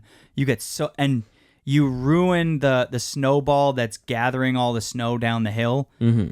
You ruin all that good momentum when you're trying to extract a clip from a feature or a day where you're not fully like present to try and get a clip. You're like, you had that motion, Yeah. and it's fucking gone because you're chasing a clip on a feature that you don't even want to hit anyway.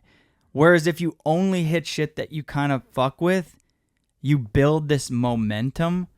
I heard this on the bomb hole the other day. Somebody was talking about like you try all your easy clips at the very beginning of the year, so you constantly land, so you constantly gain confidence.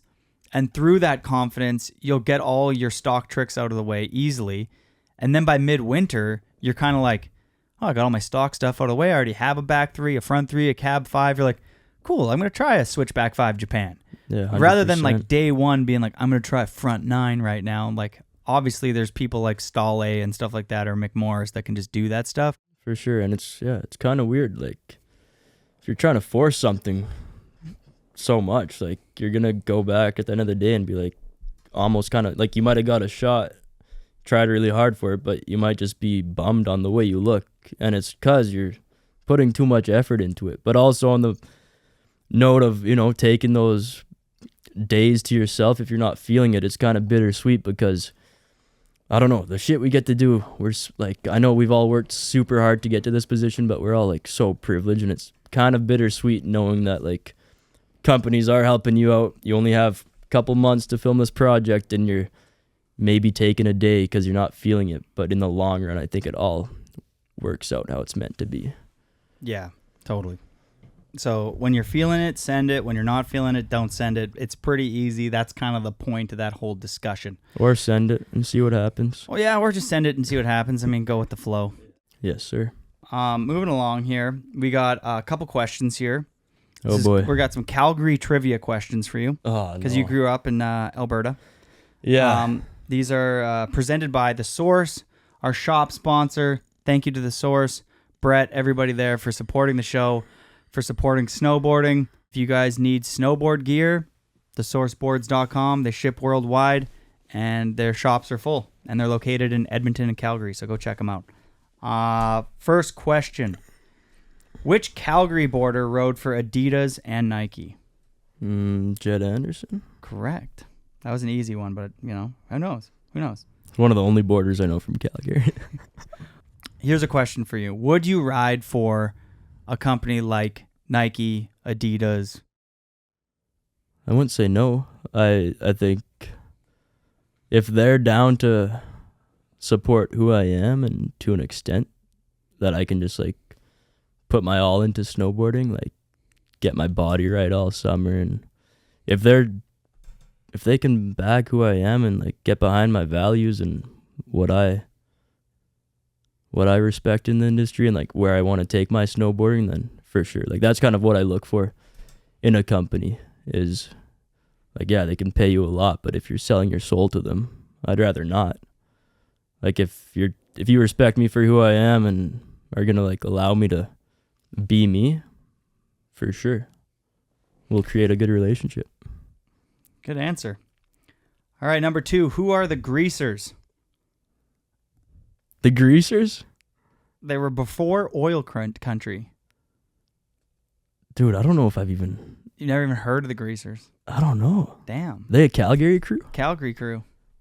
Definitely. Would I know any of them? Well, they're before your time. Because oil country was when I was growing up. Okay, exactly. See, that's why. So who's in oil country then? Like Dwayne Weeb, Eric Corbin, was Steve O'Collin maybe in there? Yeah, Tanner Davidson. Yeah, Tanner. Evan was filming all that, and then Matt Bryson was filming that. But yeah. The Greasers, man, I don't think I've... Dwayne Weeb, Todd Williamson, and Ryan Hall. So like... That was what oil country kind of That's what it turned transitioned to after Gotcha. Ryan and Todd moved on. Todd got into golf. Ryan probably continued to skateboard and blow mines. Gotcha. I'm sorry I blew that. No worries. I was just checking. Which pro combined rock riding, skits to stand out as a professional snowboarder? I know him. I don't know if I know him personally, but Andrew Hardingham? Correct. Yeah, legend. I've heard a lot about him. I know Dustin. Yeah, they got hella stories, and that dude sounds rowdy. All right, number 4. Which pro from Canmore started the video series 8 Mile? Mikey Renz? Correct. All right, number 5 is the last one. What cocktail was invented in Calgary in 1969 by Walter Chell? Dude, I don't know. It's not the Caesar, is it? It's the Caesar. Is it Caesar? It's the Caesar. I feel like I heard that on one of your other... Was it with Jack, maybe, you guys? Probably. Briefly touch on that? Okay, maybe. Yeah, well, that's what you get for listening to the show. You gotta. Yeah, man. You get the insights. All right. Yeah, shout outs again to The Source for supporting the show. Big thanks to them. TheSourceBoards.com. They ship worldwide. All right. How did you get into backcountry snowboarding? A big reason why I asked that is like the steel was right there. For sure. The streets were all over the place. Like I love the steel. I love the streets. Clearly you don't love it that much. Yeah, not anymore. No, I think something was like instilled in me from like such a young age. Like when I first started snowboarding, before I even got into contests, like out at Lake Louise, there's like this little free ride program on the weekends, and this was my introduction to snowboarding. It was those coaches would just take us out and pretty much ride every run on the resort. Like that was their goal. They'd take us to every little sneaky spot, and that was like my first glimpse of free riding before I kind of got inspired by competing and then got into that. But there was these, like when I was super young, there was these it was like a YouTube series called Surf the Earth, and I think it was like Tim Eddy and someone else, but it was just the most raw, like pure snowboarding I'd ever seen. I think they were like in Tahoe maybe, and they were just split boarding, kind of like self-filming each other and just essentially just surfing the shit out of the mountain. And that was just super captivating. I was like, this is what I want my life to look like. And that was like I didn't watch a whole lot of movies growing up. My parents, like, they're super encouraging about like not having a lot of screen time. Like I was always out doing something, but I guess it was like Encore, like Deja Vu. That was like one of the bigger movies initially that I watched, and then Jake Blovelt's Naturally. That's kind of like gave me the itch. That's when I was competing. I was maybe like 14 at that time. But yeah, since I started snowboarding, I was like riding the mountain is what my introduction was. And then my mom was like, she's a physiotherapist, so she was kind of traveling around with the snowboard team, and she kind of like introduced me to the competitive side of it. And obviously Mark was like killing it. And Sean White back then, whatever, like you're young, you're fired up, like Sean, so sick, like watching all his old like 13-year-old videos, you know. And anyway, so that's kind of why I got into competing. But then my last couple of years of competing, it was just, I don't know what it was. Like I was going to these training camps and whatnot, and it wasn't like pressure I felt. It was just the weight of like having to do all these tricks. Like it was for yourself. I loved every bit of it, but it just got to a point where it just felt like so much weight. Like it was the same shit over and over. And I remember I was in Sauce Fe one year, I think, kind of like going through some ankle stuff, and I was just like looking around me and just started like there's massive glaciers out there and whatnot, and I was just kind of looking around me. They got some snow, and I was just kind of like mind surfing, and I was like, how much sicker would it be to just like be boarding? And then I think New Zealand, there's like a Junior Worlds or a World Cup out there, and the morning before practice we like hiked up to this peak. I think like Stastic and I hiked up, and we just got like this fresh power run, and I was just like, dude, like that shit's way more fun than competing. And the competition stuff was sweet. Like I had a great time doing it, learned a lot, but I don't know, I was young, and it's kind of like all I knew, all I was doing was competing, and I just watched Mark like slay, and I just kind of outgrew it. I think it was a blessing. I didn't get selected to the Canadian team again, like the development team. They kind of like cut me, and if that didn't happen, I don't think I would have swapped over to the backcountry. I think I probably just would have kept running with the competition scene until I fell off the rails a bit. But yeah, I'm like, that happened, and then it was like, okay, what am I gonna do? And my brother was always like, when I was competing, he's like a big mountain skier, super knowledgeable, like mountain, like he's the shit. And when I was competing, he was always going on these like dope like overnight camping trips, kind of like, and until like recently I didn't even realize how like crazy the shit he was doing was. But he was like, you know, like boot packing up all these coolies just like in his spare time on the weekend with homies. And then it was that year I stopped competing. He had got a sled, and he was like dabbling into the sledding, like backcountry skiing stuff, and he was like super dialed with it. And then I owe him a lot of respect. He kind of taught me how to sled properly and like kind of have respect in the mountains, not only for your crew, but just in general. Like you're not fucking around out there. Like just because you're on some lake sledding around having fun, like you still gotta watch yourself and be on it, you know. But I drew a lot of inspiration from him. Just he was out there doing his thing, and I was like, man, that seems way more fun. And then it just kind of went full circle. I was like, yeah, this is why I started snowboarding. This is what I did initially, snowboarding. And yeah, but straight up, I don't know if I would have kept doing it if it wasn't for Dustin again. But that's kind of how I got into it. Like Tim Eddy surfed the earth, I'm pretty sure. I love that. Tim Eddy surfed the earth. Shout out to Tim Eddy, by the way. Huge fan. Yeah, super raw, and just I was like, this is what snowboarding should be. Did you ever face any big injuries while doing contest? Any big not bullets? I mean, knocked myself out real good a couple times, like couple broken helmets, just like landing straight to the head. I was in Australia one year, did like cab 99 and didn't think I had enough pop on the takeoff, and just opened up like 1.5 and just like straight to the back of my head, like helmet split. And I was so dazed. I think I kind of like walked it off, hopped on the T-bar, like so confused now thinking about it. But I was just like, yeah, I'll go up, hit the jump again. And I just like looked down, like tail of my board was like fully snapped. I didn't even realize it. I got on the T-bar just like, yeah, I'm good to go. And then I was like, no, I'm knocked out. And then a couple good like brain hits. And then no, I think like my last couple of years, my ankles started like doing some weird things. I really have no clue what it was to this day. I think it must have just been from all the repetitive impacts, because those jumps, like they're built well. They're calculated to like have as minimal impact as possible, but it's still like firm, icy takeoffs, landings. You know, you're hitting like 50 of them a day. It's a lot for the bones, but they were like giving me troubles, man. I like I really couldn't snowboard to my fullest for a couple of years. And then I was getting like all these cortisone shots and going to all these like doctors and like PRP, like they were pulling blood out.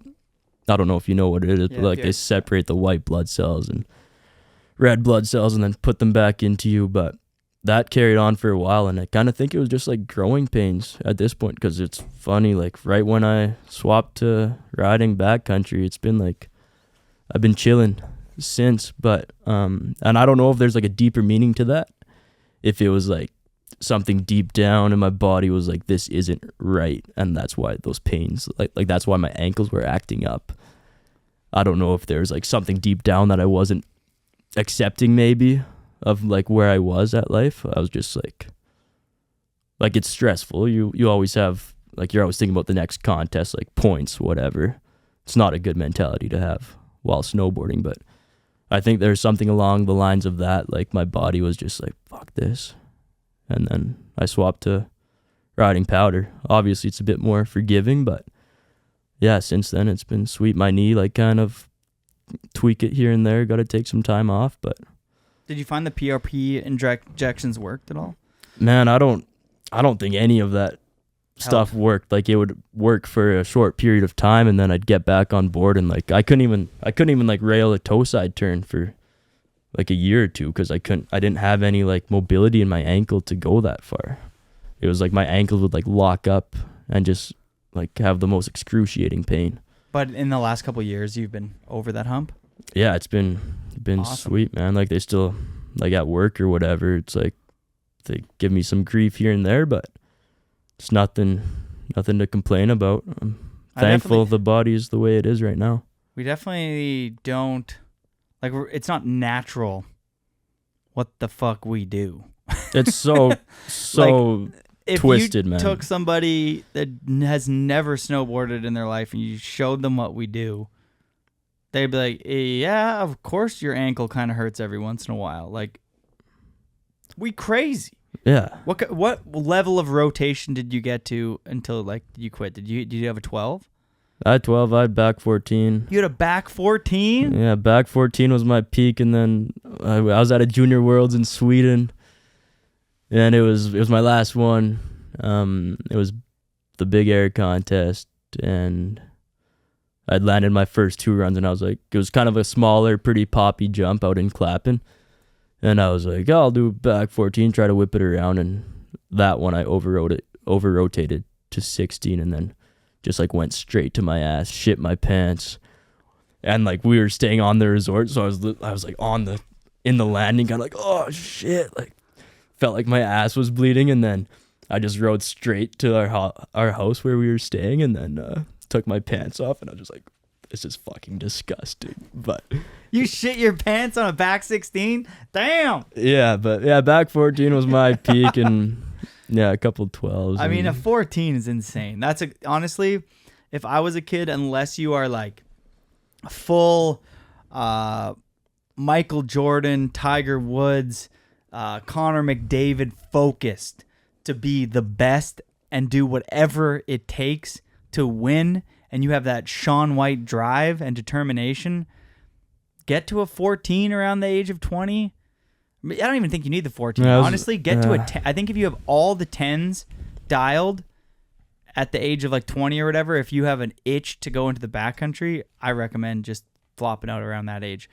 Keep the foot on the gas while you still ride the park every once in a while. I feel like you still want to snowboard as much as possible, because once you become a backcountry rider full time, while you're snowmobiling from A to B, you don't tend to get that much riding in. You're not. Obviously, there's some days where you find a good party lap face and you're ripping laps, but even on those days, you're not relearning how to do a good front 5 stalefish or like cab 7. Like, you have to learn that in the park, and then you get to take that to the mountains. Obviously, like we were saying on the last show, there's some beauty in not doing the same trick over and over and over, and there's some beauty to just learning a trick in the mountains. Mm-hmm. You know what I mean? If you've never done a front 10 nose grab, but you have a good front 10 and you have a good air awareness and you already have a good front 5 nose grab, you can kind of piece it all together. For sure. I don't think that you need to go full trampoline training, get all like the 14s, all directions, and be 25 and then venture into the backcountry, even though you've never been into being a contest rider. Like, if you're not feeling it, bail on that world. I'd say. No, I fully agree. I think might have been like Cicerelli or Sam Marcotte, one of my old coaches, but I'm such a firm believer in like, if you have all your stock tricks up to 7, like dialed, like good pop, good takeoffs, good like stacked over the toes, like you're sweet. You can pretty much do any trick. But yeah, same shit. Like you're in the backcountry, you're not like you don't get to ride a lot when you're filming. You strap in, you build a feature, and you hit it a couple times, and that's your day. Like sometimes I don't feel like I got my boarding that I deserved for that day, you know. But it's like, yeah, you get up there, you don't have time to practice anything. Sometimes you don't even have a warm-up run, right? You're just like straight to the trick. And I thought I had like my 5s and 7s and all that like dialed in from all the competition days. And then first year in the backcountry, it's like, oh, I'm going to cab 5 the step down. It's just like, wait, like everything's different. The in run, like you don't have 200 meters to set up for this trick, right? You have like 10 feet. You don't have a setup carve. It's like, it's so much different. But yeah, I think if you have your 5s and 7s like dialed, just make sure you're good with them, because once you're out there, you just got to do it. You don't have time to practice. There's only one try. You want it to be first try, right? Totally. Yeah. I would argue going up to the 10, you don't have to dial it, but like at least the 9s, like having that access dialed. And then I think that you don't need to really go over a 10 in the backcountry. I mean, I like a 12. I've seen 12s in the backcountry that have been done that are nice. Anything over a 12, I don't think that I would care anymore. You know what I mean? Like, let's say like someone's hitting a huge jump, the one that you switch back 5, and they switch back 12 it. I would be like, holy shit. Yeah, that'd be bonkers. But if they switch back 16 it, I don't know if I would care more. You know what I mean? It's just too much, I think. I think it's too much. I think people are going to be doing 16s in the backcountry. For sure. Of course they are. Think about sooner that. than later, but they've already been done. Yeah, exactly. I mean, fucking like Judd has a couple front 14s, back 14s. Same with Mark. And yeah, I think has anyone done a 16 in POW yet? I don't know. I'm sure someone's I feel like somebody's like, you don't know that answer? How do you have a snowboard Did someone podcast? Maybe a cab 16 or something? I feel like maybe it was Judd. Or is that the cab 14 that he did? Dude, that was pretty perfect. I think he has a front 14. And or is it front? I feel like whatever 14 he has is like. I know he has a front 14 on like this. Yeah, poppy, like pikey classy, jump. like cheese wedge jump. Yeah, but yeah. I mean, it was definitely keep both. it at a 10. Also, that's kind of did that one couple that one back 14, and then I was kind of at 12s, and I was kind of my whole time when I was competing, I was really like vouching for my style. I was like, okay, I can do a bit less, but make it look good, and the judges like that, which is kind of what I found. It's like I wouldn't be doing the craziest shit, but I'd always kind of get scored pretty good, just like fluidity and all that good stuff. That's rad. The judges recognize that. Yeah, respect to them. But then also I was like, yeah, I can just essentially do this in the backcountry, but have more control over what I want it to look like, you know? Okay, well, for the stresses of navigating the contest world, we have a Scandinave bath pass for you. I will e-transfer that to you. Appreciate that. Thanks, Jody. Big shout outs to the Scandinave Spa for supporting the show. You can go ice his ankle after a long sled day. You mentioned you were going to come up to Whistler and do some sledding this year. Oh, yeah. Hot and cold. The place is magic. You can't talk, no phones. I like to go there for like 4 hours. Go to the eucalyptus steam room. I might go hit it for 5. Yeah, I've done 5. Shout out Scandinave. Thank you for that. Appreciate you. Word. Big shout outs to them. Have you had any scary days in the backcountry? Any spooky slides, pops? My homie, first year sledding, he blew his knee out. He had to get airlifted out. Luckily, we were in service, though. So, like, we had, like, a super dialed crew as well. But that was, like, a good initial, like, heads up. And, like, shit can go wrong.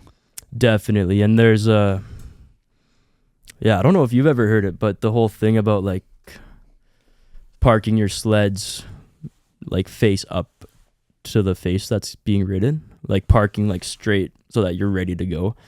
So I was like, earlier that season, I was told like, just in like within being prepared for anything that's going to happen, like always have your sleds like pointed up slope to where the rider's like coming down towards you in case anything happens. It's like keys in the sled.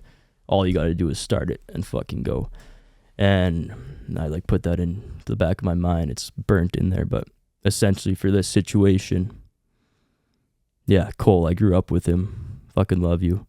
But he just went massive off this cliff, exploded, instantly just like started screaming so loud. I was just like, no one, just like essentially had my sled ready to go and was up to him in like 10 seconds, just like comforting him, kind of like, dude, you're okay, like get it out of you, but like we're here for you, you're all good. And then he was a beast and like kind of rode down himself, but just that initial like scare was so heavy. And then just like we were still waiting out there for like four or 5 hours, I think, and like he was fine, he had circulation, but he was still like kind of in shock, like not doing the best, kind of getting cold. And we were in service, we had to get the cords to the heli and all that, but it was still like, it was best case scenario, but still just like a good learnable, not good in any way actually, but it was just like, yeah, shit can go wrong whenever. And then like, I don't know, but we've had a handful of like decent abbeys that have popped. Luckily, like never got caught in one. I haven't seen any homies get caught in any of them, but yeah, it's definitely spooky out there, and it always happens when you're least expecting it. Like you've been out there for the whole day, and then like I remember Dustin and I, we were up in this one zone. I think we were boarding, and then like, yo, let's go check out this potential like jump option, and we just like pulled up to this kind of convex roll. It's like pretty like rolly face, and then just this like 3-foot ground just kind of ripped like right below where we stopped our sleds, and just like right into a train trap. It probably only slid like 200 meters, but still like the debris pile would have been like a meter deep sort of thing. And I don't know, I really take into account those little like scares. Like you got to watch yourself out there. Yeah, Dustin had mentioned that one thing that he really likes about your snowboarding, other than the fact that he actually gave you the compliment of he has some similarities to Jake Blauvelt, which was really nice. But he also it means the world. Thank you. He also mentioned that he really likes being in the mountains with you because you value safety, and he likes that. He's like, I feel like we have each other's back. I feel that heavily, which is, I feel like, a very important element for crew dynamic in the mountains, is feeling like if something goes wrong, I trust my crew. My crew always, maybe I'm a little bit too scared, but I've seen a lot of things happen over the years. And however, I've dealt with, I don't want to say trauma, but I will. I'm like, maybe I'm a bit too sensitive out there. You know what I mean? I'm just like, fuck, like that could go. It's not a bad thing, though. It's not Jody. a bad thing. It's not bad. If the whole crew was like that, I don't know. But I think I balance out the crew nicely. Anyways, I'd rather proceed on the side of caution than not. But to elaborate on what you were saying about facing the snowmobile towards where the rider is riding, just in case, I do the same thing. I also, if anybody is riding anything that's remotely sketchy, that I'm like, okay, this could slide, I don't feel fully confident in this, I have everything like zipped up.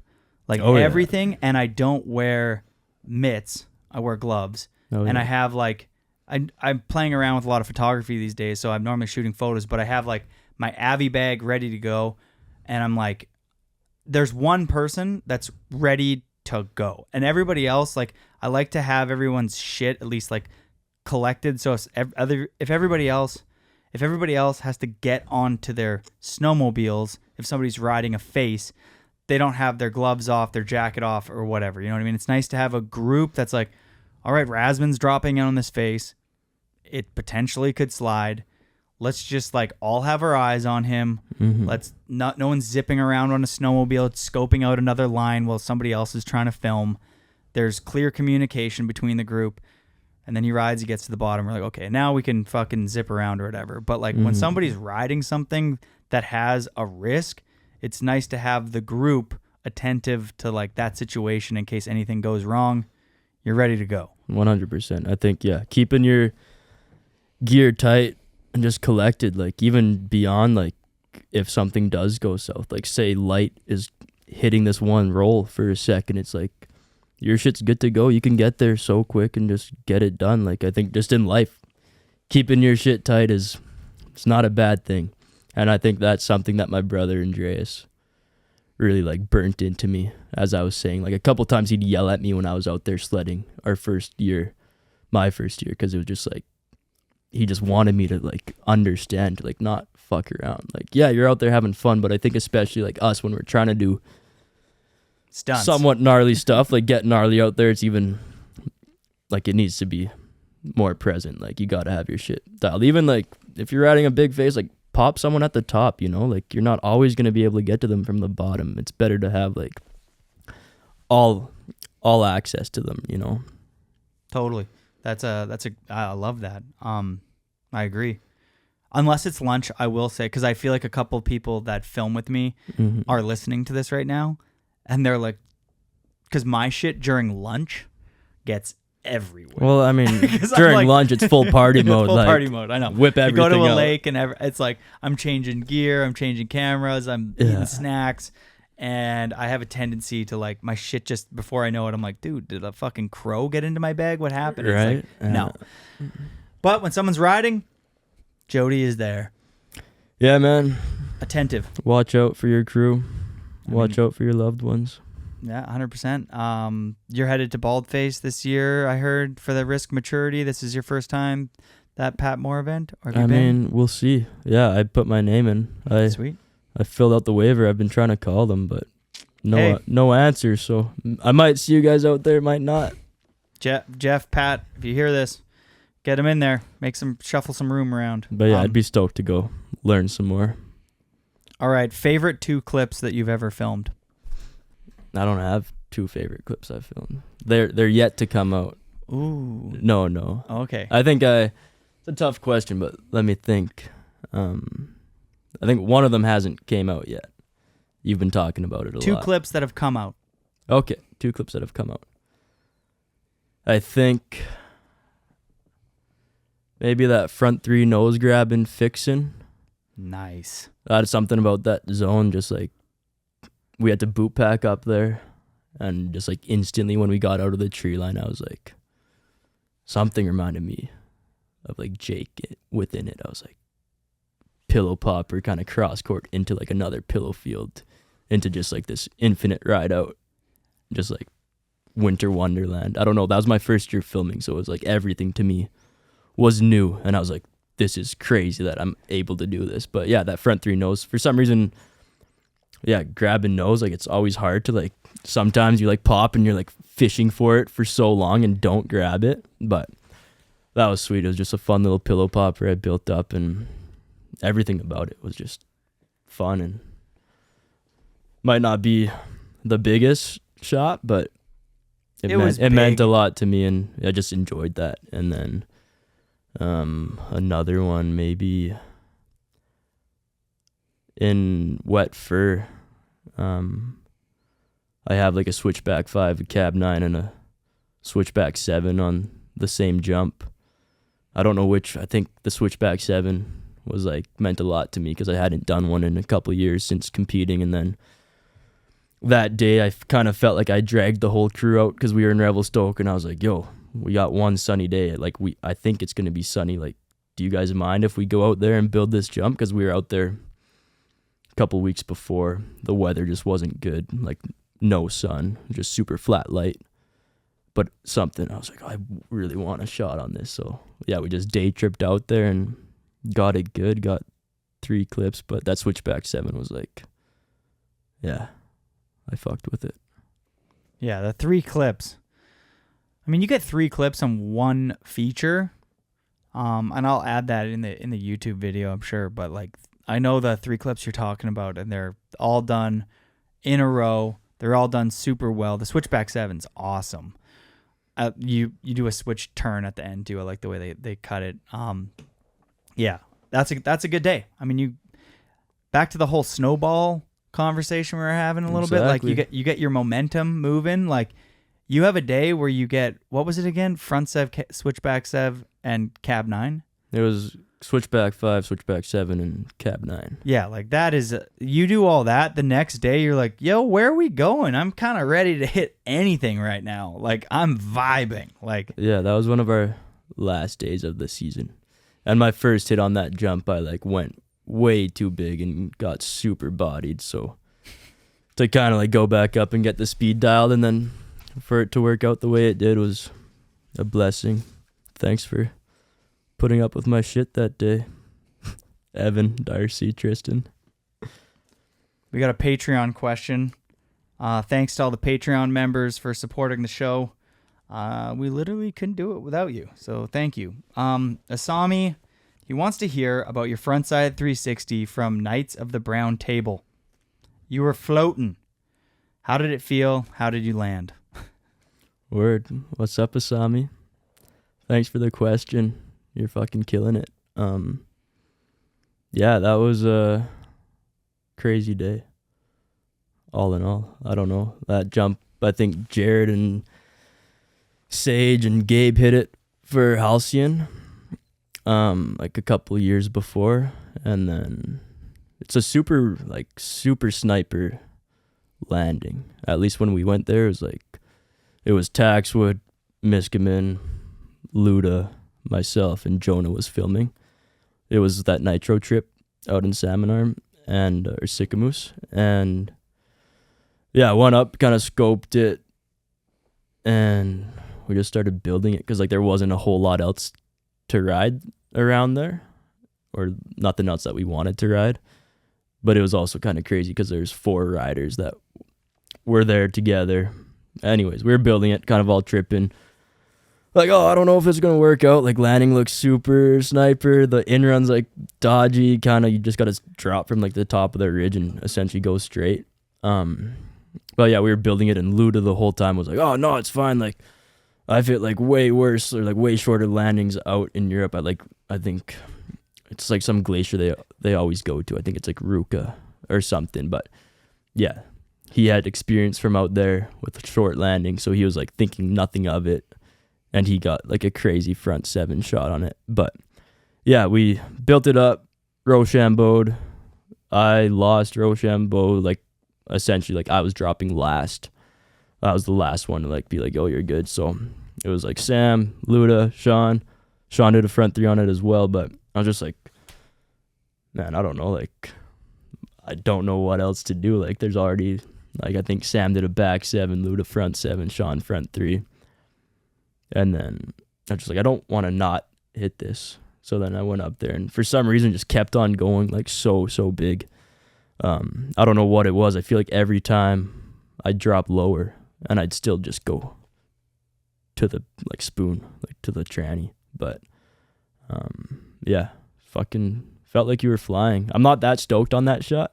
Thanks for shouting it out, Asami, but like it eats me out alive that's like on the internet just because of my landing. Like, I understand that I went big, all that, but I really wish I could have landed a bit higher up. But I'll go back there and do something else on it, maybe. What would have been your ideal drop scenario on a jump like that? Would you have wanted to go first, second, third, or fourth? I think second, man, because then you're chilling. You still, like... Luda was, like, down to go first. It's just like, whatever, this is my time. But I think second, just for the speed... You know, because you can still get a dope shot that the other person probably isn't going to do. But you don't have that initial scare of like, am I going to like knuckle this really bad or am I going to go to the flat bottom on the other side of the landing, you know? But I think, yeah, second. It was weird because honestly, I'd like didn't even really want to hit it just because there's already 4 of us getting shots on it. I was kind of like, nah, this is like, I'll watch you guys session it on that side. And then Sam was just like, oh, no, like, go hit it. Like, go do it for yourself sort of thing. And, like, a lot of the time I do stuff for myself, like, kind of could care less what others have to say about it. But, yeah, it's a shot. Kind of a shot. It's out there, but I mean, I've seen that jump a bunch. Well, not a bunch. I've seen that. I know the jump that you're talking about. It does have a small landing. That kind of jump, for me, second would be my favorite place. I think, yeah, that's a comfy spot to be. There's nothing more frustrating than going second and the first person doesn't dial the speed. Mm-hmm. And then you as the second person screws up. You don't dial the speed. The third person is literally like, what the fuck do I do? Like, or if you're way lighter and you're the third person, you're like, oh no, like nobody's figured it out yet. Like, because you feel as the third person that you are pretty much guaranteed to know the speed. And when the group lets you down and you are third, you're like, no. It's like as bad as going first. For sure. And that's what I was going to touch on. Like, there's so many variables. Like, because in the, I don't know, people who ride mountain, like some of them wax their boards, some of them don't. Everyone kind of is like weighted a bit differently on their boards, the way they ride, like the way they edge, all that stuff. But then also you have the physical weight on top of all of it. And that's like been a struggle for me. Even in the contest scene, like so many times I'd be having to drop much higher. Just like I had my own speed gauge because I was always lighter, and like the wind would always affect me, like not only when I'm on snow, but like in the air as well. So I think that like one of the reasons why I kept going big is because I really didn't want to knuckle it, but everyone was like, yo, we've been going straight from here. So I was going straight from a bit higher up and didn't want to drop below that line and knuckle. But yeah, you gotta watch out for yourself out there. And it was funny, so funny, because Dustin was out, or that was kind of during NST. So we got back from that session and went to the party, and Dustin was like, oh, what'd you guys do on the jump, blah, blah, blah. And then he's like, I was like, yeah, Luda, like front 7, Sam back 7. And then he's like, what did you and Sean do? He's like, we both did front 3s. He's like, dude, you can't let Europeans come to Canada and let them like outride you. Like, you boys have to step your shit up. And that's like the positive critique Dustin is like, he keeps you on your toes. You're like, you gotta fucking show up. Like, you can't let Euros come to Canada and one up you. Like, you boys fucking blew it that day, essentially. And we're just like, yeah, shit, we can't say anything about it. Like, Sean and I were kind of joking about it. Like, oh, we really disappointed someone important, but it is what it is. We learned from it. Oh, I love that take. Thanks, Dustin. Another thing that I wanted to touch on there is I've never understood that straight for some riders means carving. Like, yeah, is it flat base, or are you tickling each edge, you know? Like, for me, if someone goes, you go straight from here, I'm like, all right, you drop, you do not carve, you do not speed check, like it's straight. And Rasman and we're fairly the same speed on in-runs. Okay. Maybe Chris would drop a little bit lower than me. Yeah. But like, if Chris goes, Jody, it's straight from here, I look into his fucking eyes, look into his soul, and I'm like, that means, like, he means, he does not mean speed check. He means, like, go straight. If you're going to go from there, go straight. Yeah. I just, it's mind-blowing that everybody has a different idea of what straight is. And maybe I'm just yelling at my crew, which is just like, bro, like, if you tell me to go straight, I'm a tuck and go straight. Yeah, I've never really thought about it. I guess there's like tucks. But we have like tuck straight, which means like you're tucking and going straight, because there's only there's a finite amount of speed. Like the in-run's only a certain length, so if you don't tuck, you're not going to make it. Yeah. Then there's like go straight. Then there's like go do one setup turn, which is just like one setup turn, or like go casual into it. You know what I mean? I think that's our lingo, or like our 4 things for it. Yeah. Fuck. I don't even know what we say. Yeah, we've been filming together for like 10 years, so like Belzil drops like the highest probably, and me and Raz drop the same, pretty much the same. Yeah, you're right. It is so tricky. Even if someone has hit it and you get up there and you're like, hey, this is where they dropped all that, it's still, for some reason, it's like you don't fully trust it. I only trust Chris when it comes to speed. Chris is the only person that I can like look at and be like, Chris, what's the speed? And him and me are like, or Chris is the same way. He'll be like, ask me, and like we can communicate on speed really well, but like for other people, we're not the same. Man, I don't know about you, but sometimes I don't trust myself to tell people like how fast to go or like where to drop. And sometimes I really enjoy hitting something myself from the first to last hit, like only me, because you get to the top, you make a little mark with your board, like kind of flatten it out. And then it's like, hey, that wasn't it. I'll go down like 3 more feet. And then you're just like dialed in. But also when you're hitting a jump with someone else like that, that eagle pass jump, it's like for some reason I'm always looking at the edge marks in the snow on the in run. If I see like they did it, I might like follow it, which I kind of hate, but I don't know. It's like anything to like get a reference point to be like, this is how fast I'm going right here. If I'm not going this fast, if I don't feel like I'm going this fast, I'm going to essentially screw myself over. I always put a radio in, like wherever I'm dropping, I put a radio beside that because then somebody might go after you and then like side slip further or whatever, and you didn't see it, so you're asking like, what's the speed? And they're like, it's just 2 feet below you, and then you go and you go way too slow, and you're like, I went 2 feet below you. You're like, oh, I meant 4 feet above. You're like, the communication gets lost because you're not on the same, because you're not actually up at the top watching that person drop in. For sure. So if I just like don't put a line in the snow because that can get lost. I just throw a radio, just pack a little hole and then put the radio, and you're like, that's where I dropped from. Yeah, and then that's the best point of reference for me. So tricky. Everyone pops differently too, which has makes a difference. Like if you're popping a lot, you can cruise into something a lot slower and be just as fine, Okay, let me ask you this. This is a way better question. What makes somebody a pro in today's world? I think at the base of it, just a genuine, sincere person. It's a good representative for snowboarding. Like beyond their riding, obviously you need to have the riding back what you say in person, but I truly believe that snowboarding isn't just about the snowboarding side of it. I think it's like a full picture, like how they carry themselves off the board, how they carry themselves with the young Groms, how they interact with any human. Like if you can have like a true human interaction with them and like get inspired in person, I think like that's a professional. Like I don't think a professional is someone that just talks about themselves forever with like a big ego in a sense, like I think a true pro is pretty, and it's weird even just saying that, like we're all just people at the end of the day snowboarding, but like they're more than just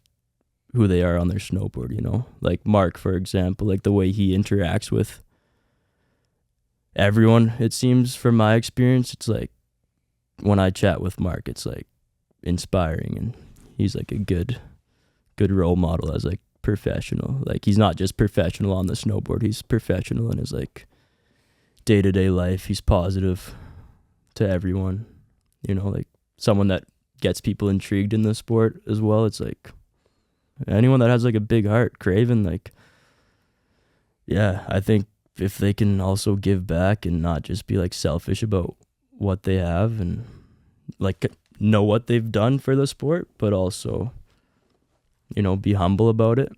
Like a lot of like the craziest, most real people like are pretty quiet, man. If you give them a platform to talk, like they'll talk and shine light, but they don't got to talk about it every day to everyone, Like if you can have a humane experience with someone and just not bring up snowboarding, I think that's huge. Like we all know we snowboard, It's like beyond that, I feel. I like that you put an emphasis on that they still need to be good at snowboarding, but more than just the good snowboarding, they need to be an inspiring individual off the snow. But I do think that for me personally, what I think is a pro is somebody like yourself. I think that next year after this season, you should turn pro. If you have a good part this year, if I was a team manager, I'd turn you pro. How many parts have you filmed? Thank you. This is my third part. Fixing wet for this, yeah. O-Man had like two third clips. part alongside Dustin. Yeah, I think that if you did good this year, I think that if I was a team manager, I would definitely have you integrated fully on the AM program, budget, travel. You'd be in all of our you'd be on the emails for catalogs, team shoots. Appreciate those kind words.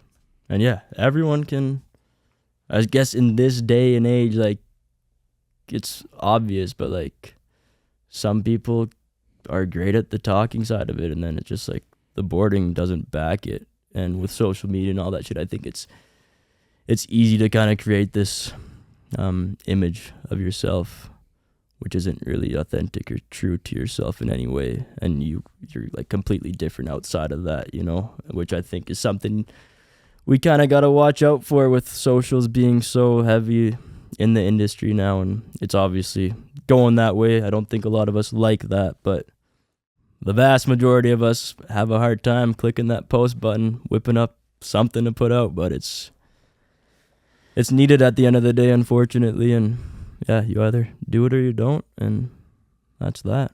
I mean, it's either that. Let's say if you want to be a pro, but you hate social media, you got to weigh out. Okay, so if I push to be a professional snowboarder who hates social media, the alternative to that is you don't try to be a professional. You might always be mad that you never tried because it could have happened for you. Mm-hmm. It depends on how much you hate social media, because then it's like, I mean, if you have rich parents, it never matters. But if you don't, then you're going to have to get a job in whatever industry, which, I mean, there's a lot of fulfillment. I would recommend working in trades in this day and age. I think that most people are like, you know, start a business. I did with Airtime. It's a nightmare. And what? You still have to post more? I'm on my phone so much. And it's becoming more of a habit than anything. It's like I go on to pay some banking, then I check my social, then I have a text from somebody that leads me back onto social, then I have to post, then someone texts me that I have a spelling error on my post, so I have to re-edit the post, so then I check the comments, then I read the comments, someone says something that pisses me off, so I text somebody about, and then I'm just like, oh fuck, I've been on my phone for 45 minutes. This is supposed to be a 5-minute fucking ordeal. Here I am, I forgot to walk the dog. Wife walks in, she's pissed. Yeah. Now I'm in a fight, all because of this evil technology on the phone. You forget you're at the spa, haven't hit the cold tub yet. Can't have your phone at the spa. That's why I love the spa. Yeah, exactly. No phone. Yeah, get a trade. You won't be on your phone, won't have to do anything social media orientated. Yeah, unless you're like trying to like build a brand and you're like, oh, I'll show videos of how to like build a, like, you know what I mean? It's kind of insane because any avenue you decide to go down, you're gonna have to be plugging something out one way or the other, right? If you have a painting company and you have a social media platform and it showcases your good work, and you live somewhere, well, like Whistler in the Squamish or wherever, doesn't matter where you live, Castlegar. If you want business, that's what you got to do. Then they most likely, any young client is gonna type your name in on Facebook or on Instagram to see if you have like, you know, oh, this guy frames houses. Like, I'll go and see if he has social media. And if you have a bunch of like nicely framed houses and you're standing in front of those frames, you're probably going to get that client. Yeah, or if you have no proof of concept, maybe they're not going to call. Maybe they're going to call the other person. Yeah. But now you can AI generate anything, and you can't trust anything on your phone. So that's too bad. Nah. That's really. Don't trust nobody these days. No. Seriously. It's getting to a bad point. We did briefly touch on Charles Reed. Not Charles Reed. We did briefly touch on Charles White. I wanted you to maybe touch on that person, his style. Who is Charles White to you? Do you enjoy hanging with him, filming with him? Man, yeah, immensely. He is. He's unique in so many good ways. Like, I owe a lot to him as well. He's just a bushman. Like, he is in his prime when he's in the bush. But yeah, he kind of inspired me to get into some forestry work when I moved out to Revelstoke, and he kind of lived the whole snowboarder life, and well, you know, it was kind of like with Dustin, and then I guess like stuff just didn't work out with the snowboarding, but he never lost his drive, I guess. Like, I found that super inspiring because when I moved out there, I was kind of like, oh, what am I going to do for work?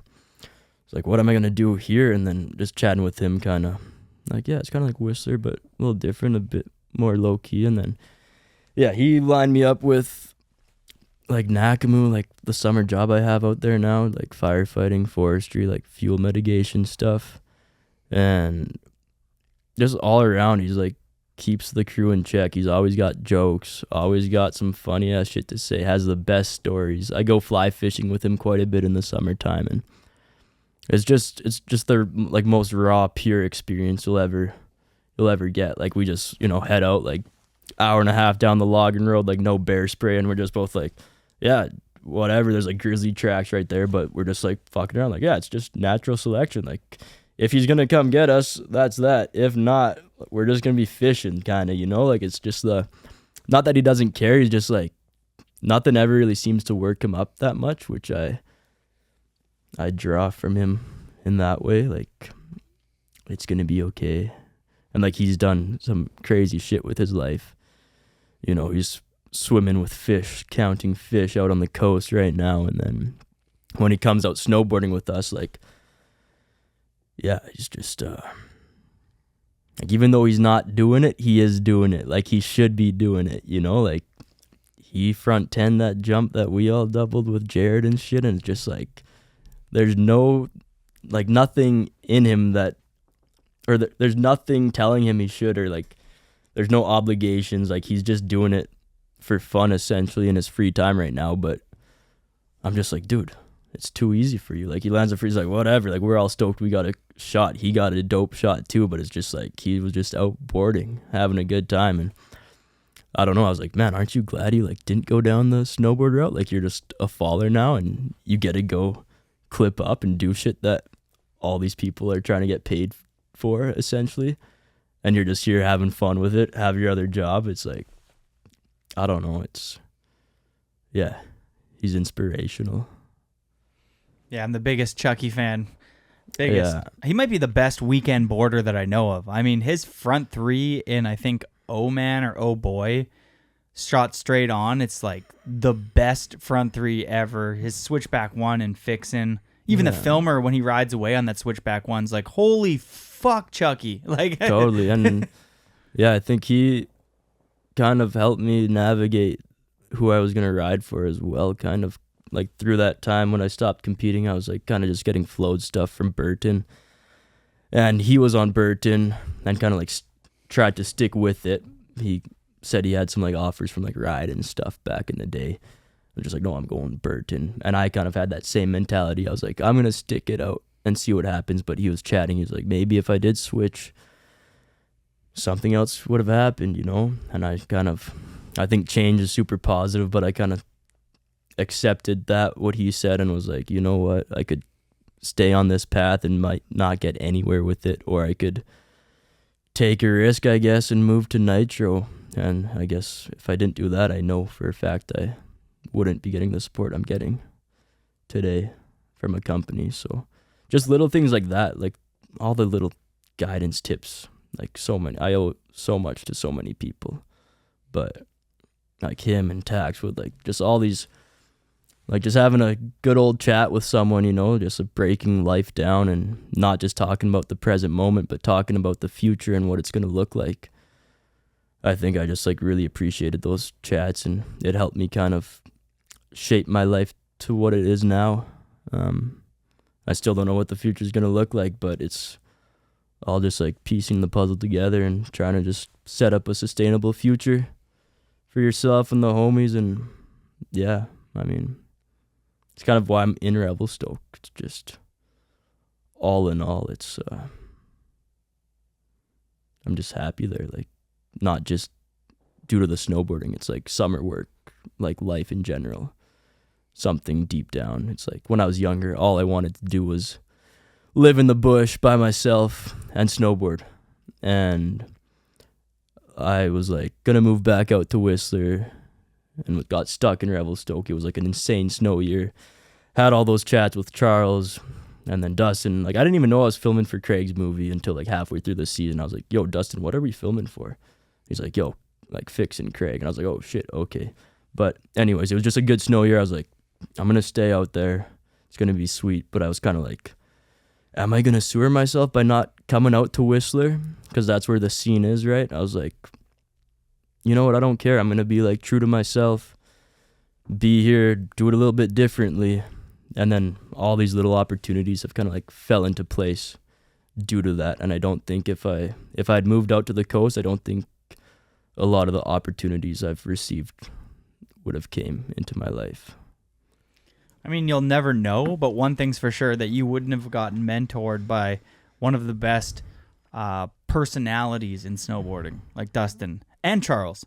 Dustin and Charles, like, if you were lucky enough to follow that duo, like through 8 Mile, to see those two together, their personalities, they would go to places like Super Park together.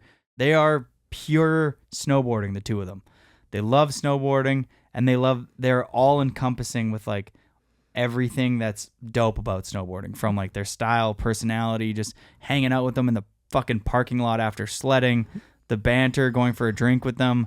Like, they're good people. Like, every time since I was young, when I would hang out with Charles and Dustin, I think they did have a more profound impact on my snowboard trajectory than I even probably realized, because I liked the way they navigated being involved in snowboarding at whatever level. Like, Charles, when I was trying to make it, he was on Burton, and it's almost like nobody took him serious, because I think he's just so relaxed, and I don't think he never really had the like, I'm trying to be a pro vibe.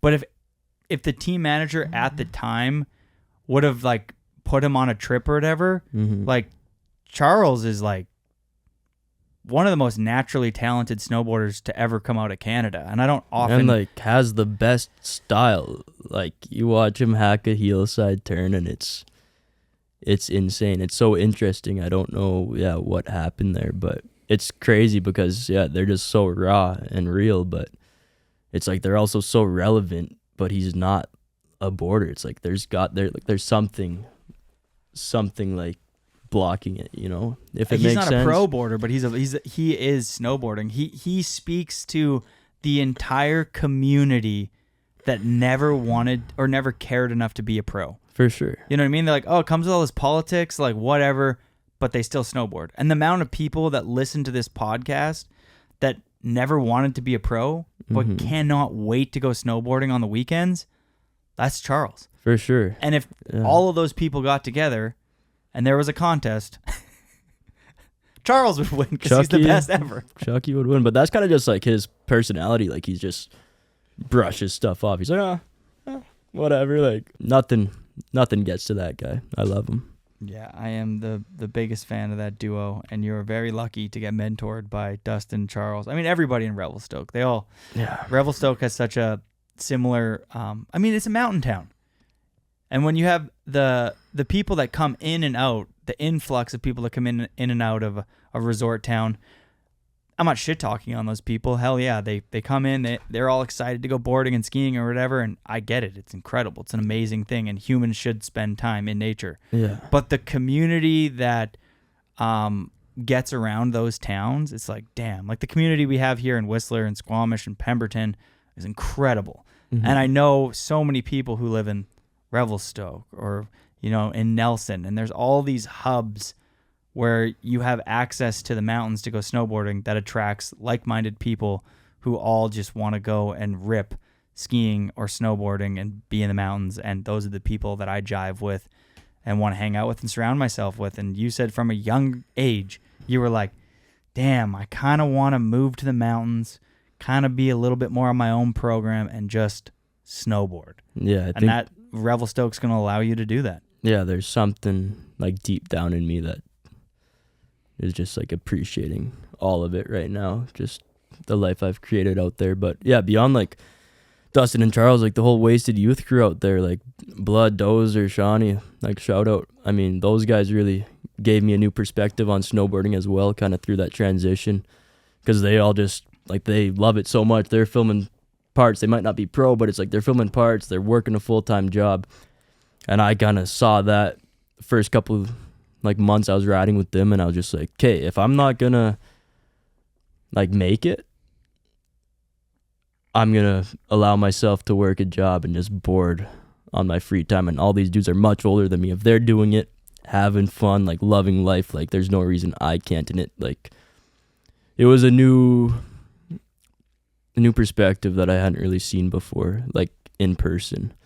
And then I was just like, okay, sick. Like, you're not just a snowboarder. Like, there's a lot more to life apart from snowboarding, obviously. But I just feel like Revelstoke allows that for myself, at least. Yeah, was that the Wasted Youth crew? Yeah, exactly. Yeah. Shout outs to the Wasted Youth. Huge fan of that whole group. They all just fucking love snowboarding, sledding, being in the mountains, making movies, and they don't really give a shit. And it's exactly what the Alberta / interior BC community has always stood for. Totally. From like Jonas and Andrew Hardingham, and Manicki's a part of that crew, and it's like that crew when they all get together is just like, since I was a kid, I've always been like, these people are the best. Like, it's rowdy, man. It's it's sweet. They all have like such big hearts though as well. Yes, you know, do. like they seem whatever, like gnarly on the outside. Initially, I was like, oh fuck, I'm scared, but they all are like so genuine and nice. So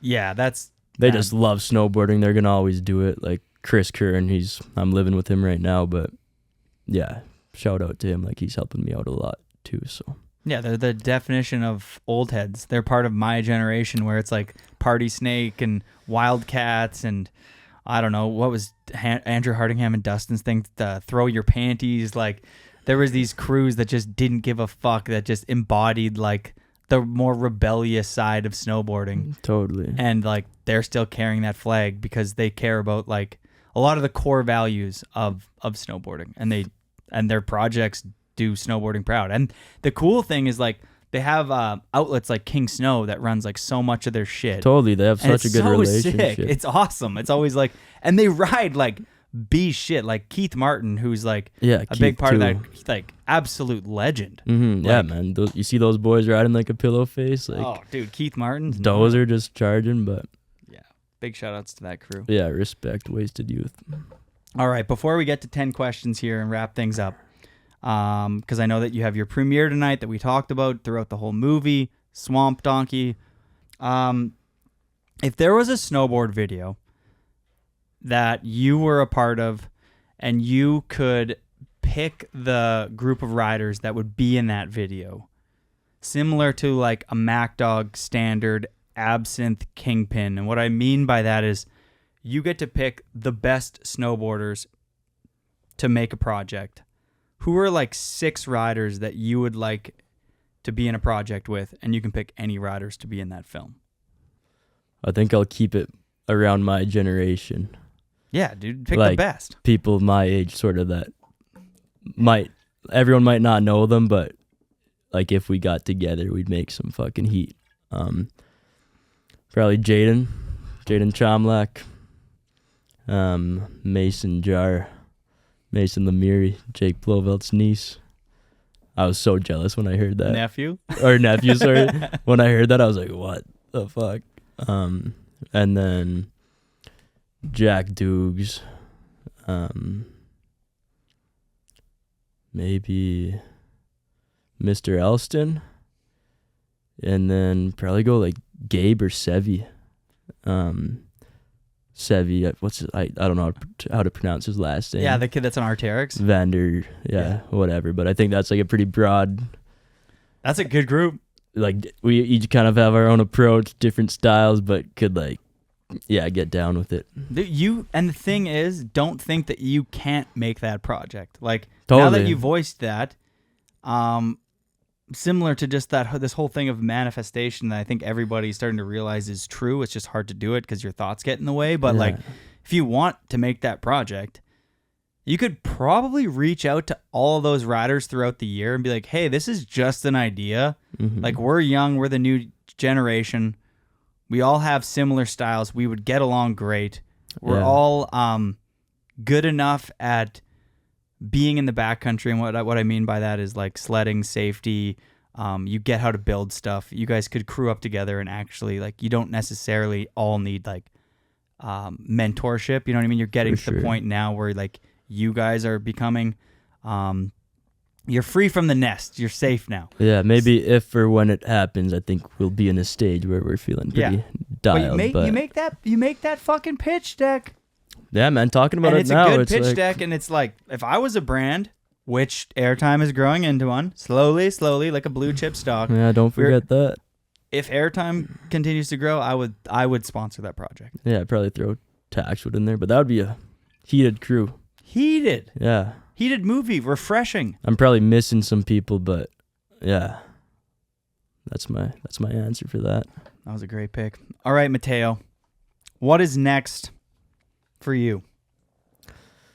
Jody, so much, Hell but yeah. nothing at the same time. No. Yeah, this season I think is going to be pretty busy in all of the best ways, but plans are kind of getting confirmed and shit's lining up, but Nitro's making a project, kind of Taxwood's mind behind it, and then it's like Luda, Dominic Wagner, Nils Arvidsson, Haley Langland, Nick Miller out in Salt Lake. He's slept on, street kid, the illest style, just like meant to be on a snowboard. If you haven't searched him up, go check out his Instagram. What is his Instagram? It's Nick Miller or Mick Niller. But yeah, he slept on. And then Hunter Goulet, another Salt Lake homie that slept on. But yeah, Nitro's just trying to make kind of like a more core team project.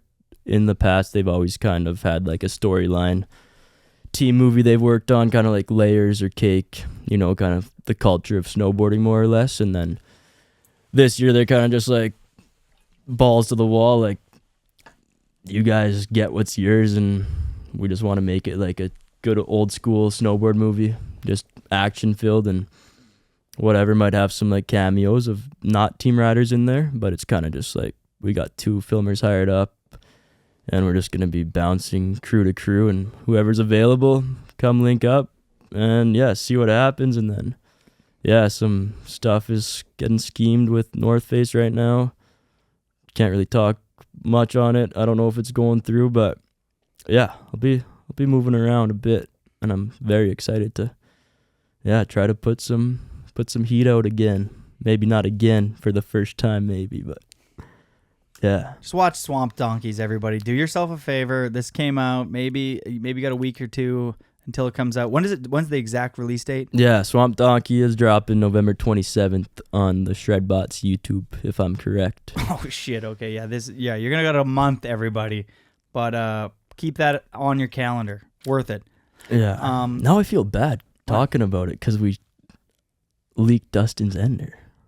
What was it? The back 10. Oh, okay. No, If let's it talk. comes You know out. what? You know what?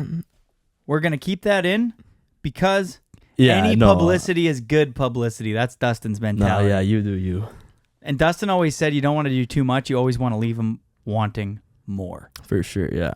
Was it Wet Fur where Dustin rode that insane line, did that natty front 7 at the end, kind of ended the thing, or was that? That was Oh Man. Oh Man, that was nuts. That one day, yeah. You wrote some big lines in that movie. That was my first time seeing him ride in person. He just like first thing in the morning went up to this peak and just dropped in and did that like right off the bat. Like it was probably like not even 30 minutes we had been at the zone and he was already up there and had like 2 shots of the same trick, just natty front 7, super rogue. But that was like my first time watching him ride in person, and I was just like, what the fuck, you know, like jaw dropped kind of. And it's like just the way he worked is like nothing was said. I was like, fuck, am I even supposed to be here, you know? And then yeah, that shit was crazy. Oh, I fucking love Dustin. Anyways, moving on here. Top 10 questions, or 10 questions here, presented by Skull Candy. You can grab those rail headphones over there. Big shout outs to Skull Candy for supporting the podcast. Really appreciate you guys getting behind the show. All of our sponsors, really. I mean, at this point, we really want to continue to do cool things with the community, and it's rad to see companies seeing that value and getting behind it to share stories like this one. Anyways, moving on here. Best style currently and back in the day. Probably Blake or Sevi, honestly. I really like Sevi's style. He's just light on his feet, kind of goes massive and makes anything look good. Back in the day, is Jake Blovelt's not back in the day. Yeah, it is. Is it? Is Well, that Jake an Blavelt's acceptable had a answer? long career. Like him or Kazu, man. Like Kazu was just, I'd watch him for the rest of my life if I could. Just like his no hat section in Kamikaze is just flawless. I don't know. Yes, and his part in the Union video, is that the crazy one to the Wu-Tang part? Yeah. I watched that the other day. That's insane. And that's another part where they're showing actual snowboarding apart from the trick, you know, like it's like full heli lines of him like linking multiple hits in one run. Do you think if snowboarders got paid more money, the progression would be crazier among your generation? Dude, 100%, I think. I think, like, for a lot of us, it's in the back of our mind, we're kind of thinking, like, we need to have a future. We need to have a body.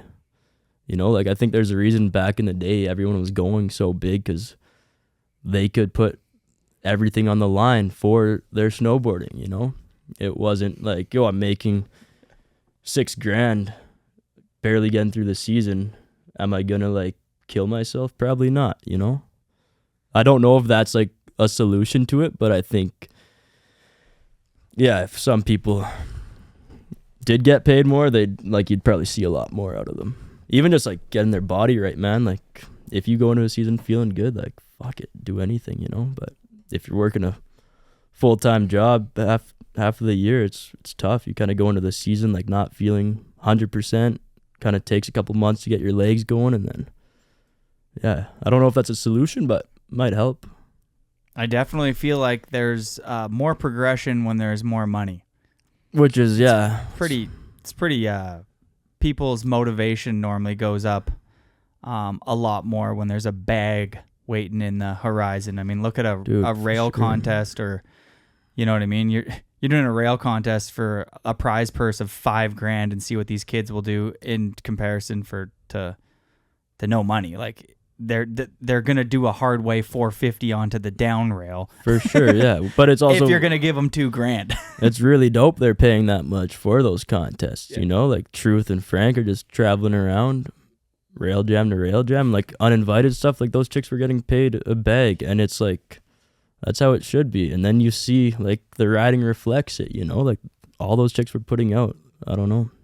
And I think about the hours of work, the days of work, the weeks, the months, the effort you put into learning about safety, the effort that you have to put into just snowboarding to get the skill set that you have, like the effort that goes into a full season, and you do that 5 years in a row in real pro video parts, and if the bag is so limited, it goes in your head, unfortunately, but you're like, fuck, like I gotta put food on the table one day, like I have to buy a house one day, I have to pay bills, like eventually I want to live what I would say is a normal life where you have a small house, a little yard, and like how am I going to attain that if I get another one of these big injuries, or if I hit my head and I'm not even making $15,000 a year or whatever, you know what I mean?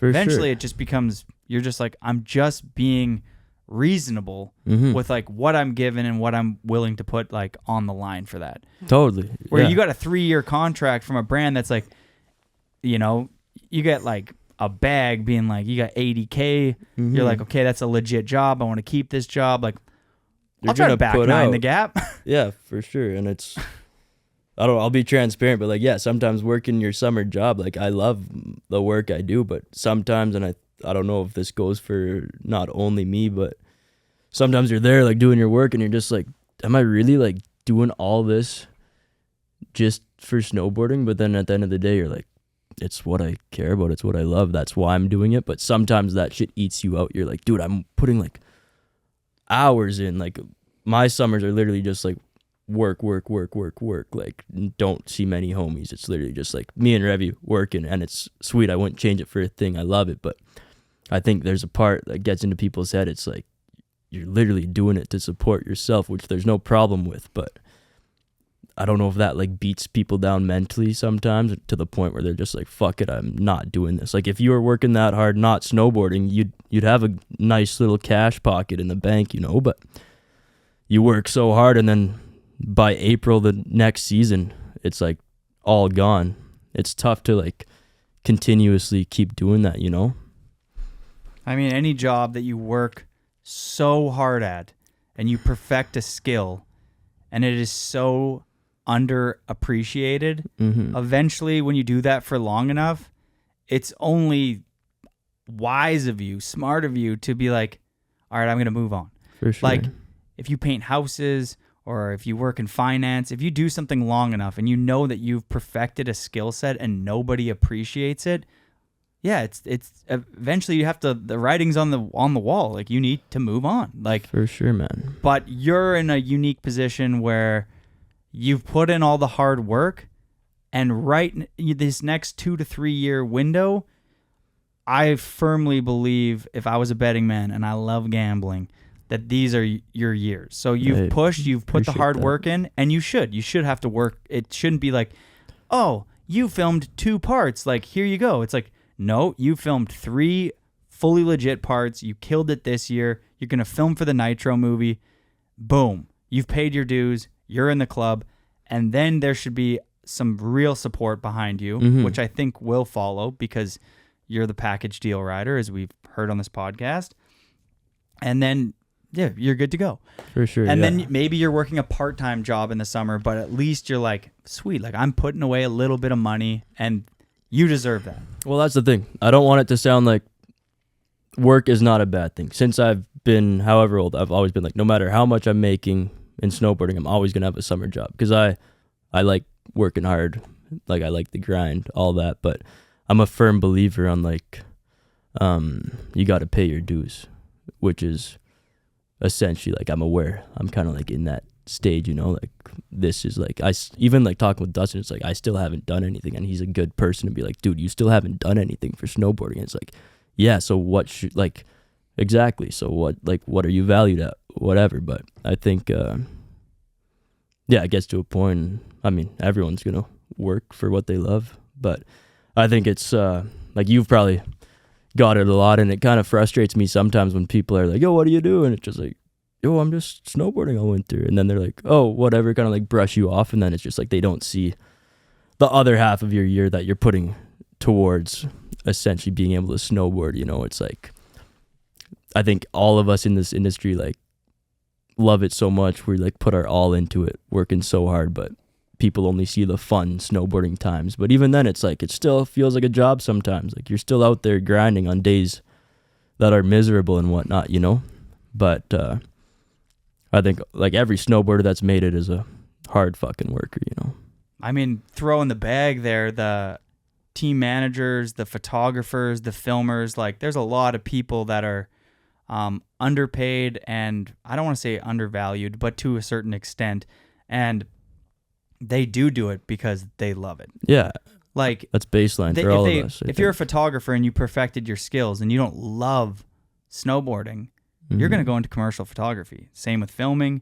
It's just a matter of time until it's not attainable, right? It's so when somebody sticks around, you're like, damn, they really love this. For sure. And I think I feel like it's a weird age kind of where we're at now, because, or where I'm at, because people still might start fading out in the next couple of years. You never know, but it's like, and I wonder if companies kind of take a step back and let all that unfold the way it's meant to before they take a chance on someone, you know? Like if someone stays like going ham for like 5 years, it's like this dude's in it, you know? But if someone has like a couple of really good shots and then it's just like, I'm out, it's like, was this dude true to snowboarding? Like, did he fuck with it to the like to the base level, you know? You like, gotta pay your dues so much right now that a brand, when they put you on a team, there's no doubt or hesitation that you're willing to put the grind in, or that you'll for a while. Like you are if I was a team manager,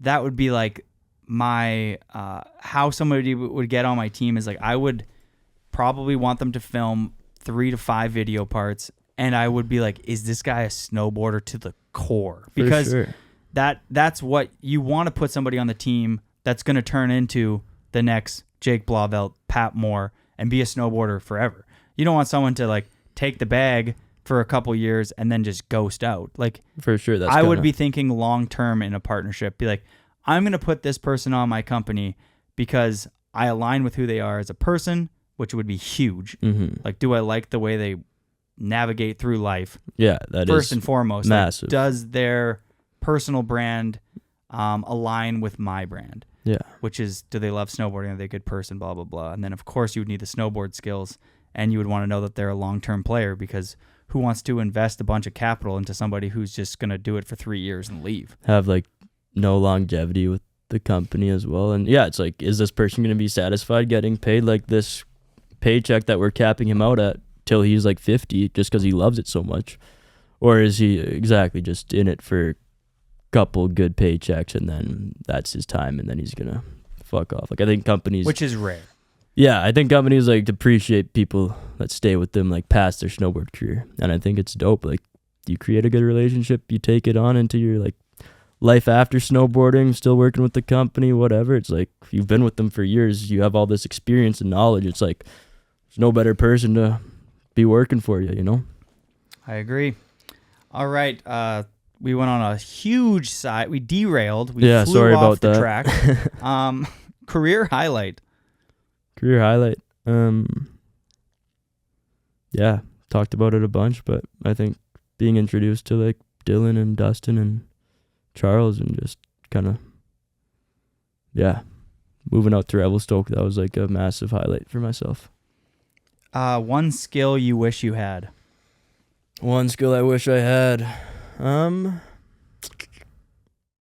Probably like more tech savvy. Just like if I was able to edit all my stuff to like the extent that some editors can do it. Like, I have some homies in the ski industry that are just like full force, like creative mindset right now, just like making up all this weird shit on their iPads and computers. And it's like, I know I could, but that's something that I'm kind of lacking on right now. And I would be down to dabble a bit in, but yeah, that's that. I mean, if you can do polished content creation and be an athlete, that's kind of a, you know, Just that's like it. edit your project. Yeah, that'd be dope. You're just adding another tool to your tool belt. I mean, if you can do anything above being an athlete Mm-hmm. in this world, I think is really important. You don't want to just be an athlete for a brand. I think that's It's- not what they're looking for. I Or, mean, like, you're they really are good. looking for, but I don't know. There's a small group that can be like, I am a really good snowboarder. That's all I do. Look at Blake Paul. Great example. Like, yeah, he's an incredible snowboarder, but Mhm. Blake Paul sits down every 2 weeks during the winter and polishes an edit of what he's been up to Yeah. that reflects all the brands that he rides for. Yeah. And they're polished, dope edits. And if you watch them, you're like, all of his like Vans is incorporated and Ride and fucking whoever else, Dragon and Sunbum. And you're like, oh, he is a professional. Yeah, Like, and people love watching it, but it's not also cringe like, either. he's putting probably hours into it. Like, it's work, you know? if you could have a pro model with anyone, who would it be with? Like snowboard company. Fuck, dude. Could be a glove. No. Take over the Underwear. Jordan. Man, probably Nitro. I fucking love them. Not just because I ride for them. I'm just grateful for the company they are. And yeah, it's been a pleasure. Hell yeah, brother. Most underrated rider. Most underrated. Fuck, there's so many. Let's get a local Revelstoke ripper who's underrated, and then who you think on the global scale is underrated. I'm glad you brought that up. I did want to touch on it. I don't really have any names for the youngins out there, but I will say last winter, whenever I'd be on the resort, there's this crew of like 6, 7 young kids, kind of reminded me of myself with just one coach, and they were doing like all these like front 3, back 3s off the cat track, and I was mind boggled. Like, I don't know who they are, but they, like, I think there's going to be some, like, spicy talent coming out of Revelstoke in, like, the next 10 years or something. Like, these kids, for some reason, like, I sat down and just watched all of them hit this cat track and was, like, shocked. Just, like, board control and everything. But I don't have any names, unfortunately, for those guys. Most underrated. Man, I feel bad just saying one. Like, there's... honestly so many, but Especially from your neck of the woods. Yeah, I gotta go with the homies like Jaden Chomlak and Jack McDougall. Good pick, man. I love those two kids. I mean, yeah, I love them too.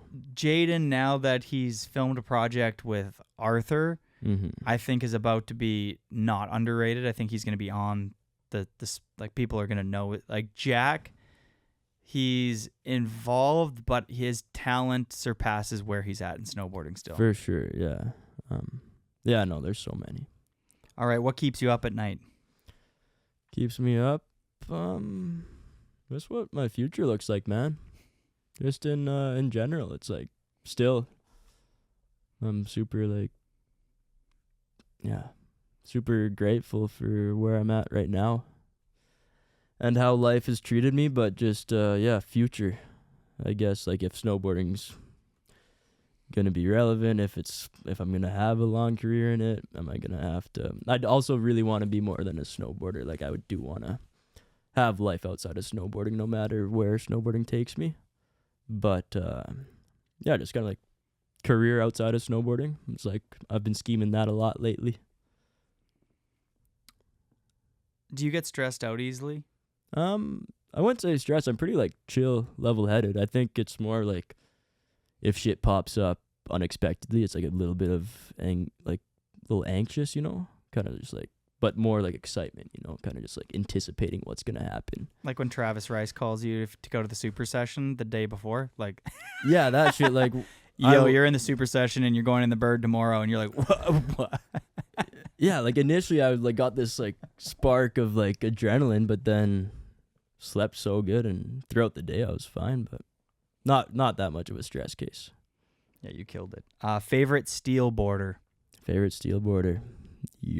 Fuck. I'm gonna have to say Dylan Ojo. R.I.P. Fucking legend, but yeah. Present one, Jed Anderson. His last part in the ride project was insane. Yeah, I like his back lip on the pool coping in that bowl was insane. Good pick. I love that shot. Dojo. I watched him a lot growing up, and it was just like he was the first person I watched like take a couple good slams, and I was just like, what? You can like take 5 of these and then still get up and clip. I was like, huh. Crazy, but yeah, he's a gangster. Shout outs to Dylan Ojo. One area of your life you would like to work on?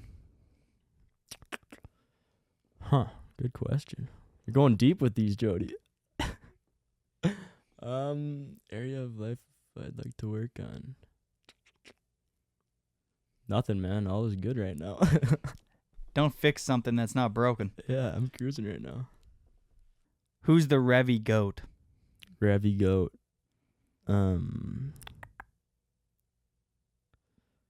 Man. Do you know Joey Vosberg? I don't know him, but there's a lot of like homies out there that have just like begged every peak and done like crazy first descents or like first traverses. There's this dude named Aaron Chance. He's a like split board guide out there, but he did the first traverse. I think it was from like Blue River area to the Monashees or something like that. And damn. Yeah, there's some, well, like obviously Dustin's like fucking king out there, but I think beyond like the core industry, there's some like sort of more like mountain oriented folk that do some wild shit. That's sick. I like that plug. Yeah. All right. Who is the GOAT? GOAT for myself. Dude, I hate to keep bringing him up, but Jake Blofeld, man. Like, I fucking love him so much and everything. Like, I think he is such a good representation of snowboarding. And even just the way he talks and, you know, carries himself. And then I just think he's got his head on his shoulders and he's smart with all his moves. And, I mean, look at how long his career's been. Yeah. He's just the flow god. Obviously, fucking Travis, but I have to go with my personal GOAT, and that's Jake. We're going personal GOAT here. Yeah. Sorry to all you heavy snowboard fans out there, but... All right, let's get a quick list of sponsors that are supporting you because I'm hyped to see that you are getting support. And then Any closing remarks? Yeah, man. Big ups to Nitro Snowboards. They've brought me under their wing, and yeah, they've been amazing to work with. Ryan Wilsco, Canute, Andy, love you guys. Yeah, shout out North Face, Alex, both Alexes. They've been helping me out the past couple of years, and Unlimited Skate and Snow. We didn't touch on them at all, but they're my first board shop sponsor till this day, and they kind of they introduced me to a lot of their reps and whatnot, and they had like these staff ride days. They'd pull me out of class, and I was able to go board with everyone, and that was like the first initial like stoke of sort of the snowboard scene and how welcoming it can be. Like there's no age on it, you know. Unlimited, and then yeah, Autumn, Jeff Richards, appreciate you. And yeah, that's about it for sponsors. Keep them tight. Much love to you guys. Mateo, thank you for coming on the show. Huge fan. Everybody make sure you watch Swamp Donkeys. Keep your eye out for that one. Dustin and Mateo. Big shout out goes to Dustin and the whole crew for mentoring you so we could see more of your footage. And keep your foot on the gas, baby. Yeah, thank you. I think we got some good snowboarding coming out of this kid in the next 10 to 20 years. So enjoy the ride, man. Yeah, thank you. Enjoy the fucking ride. It goes quick. Before you know it, you have a podcast.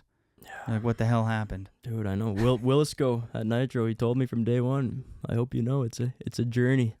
And yeah, it's a journey, but one of the best journeys, and not a destination. Wouldn't change it for a thing, but thank you to anyone that's ever helped me with my snowboarding. If you're a coach, young homie, anyone, if you come say what up, I really appreciate all the interaction. So much love to everyone. Thank you guys. Word. Thanks again for coming on. We're going to go check out the Swamp Donkeys again, which is playing tonight. Thanks again for coming on. Thanks for having me. Cheers, Jody. everybody. Peace. Much love.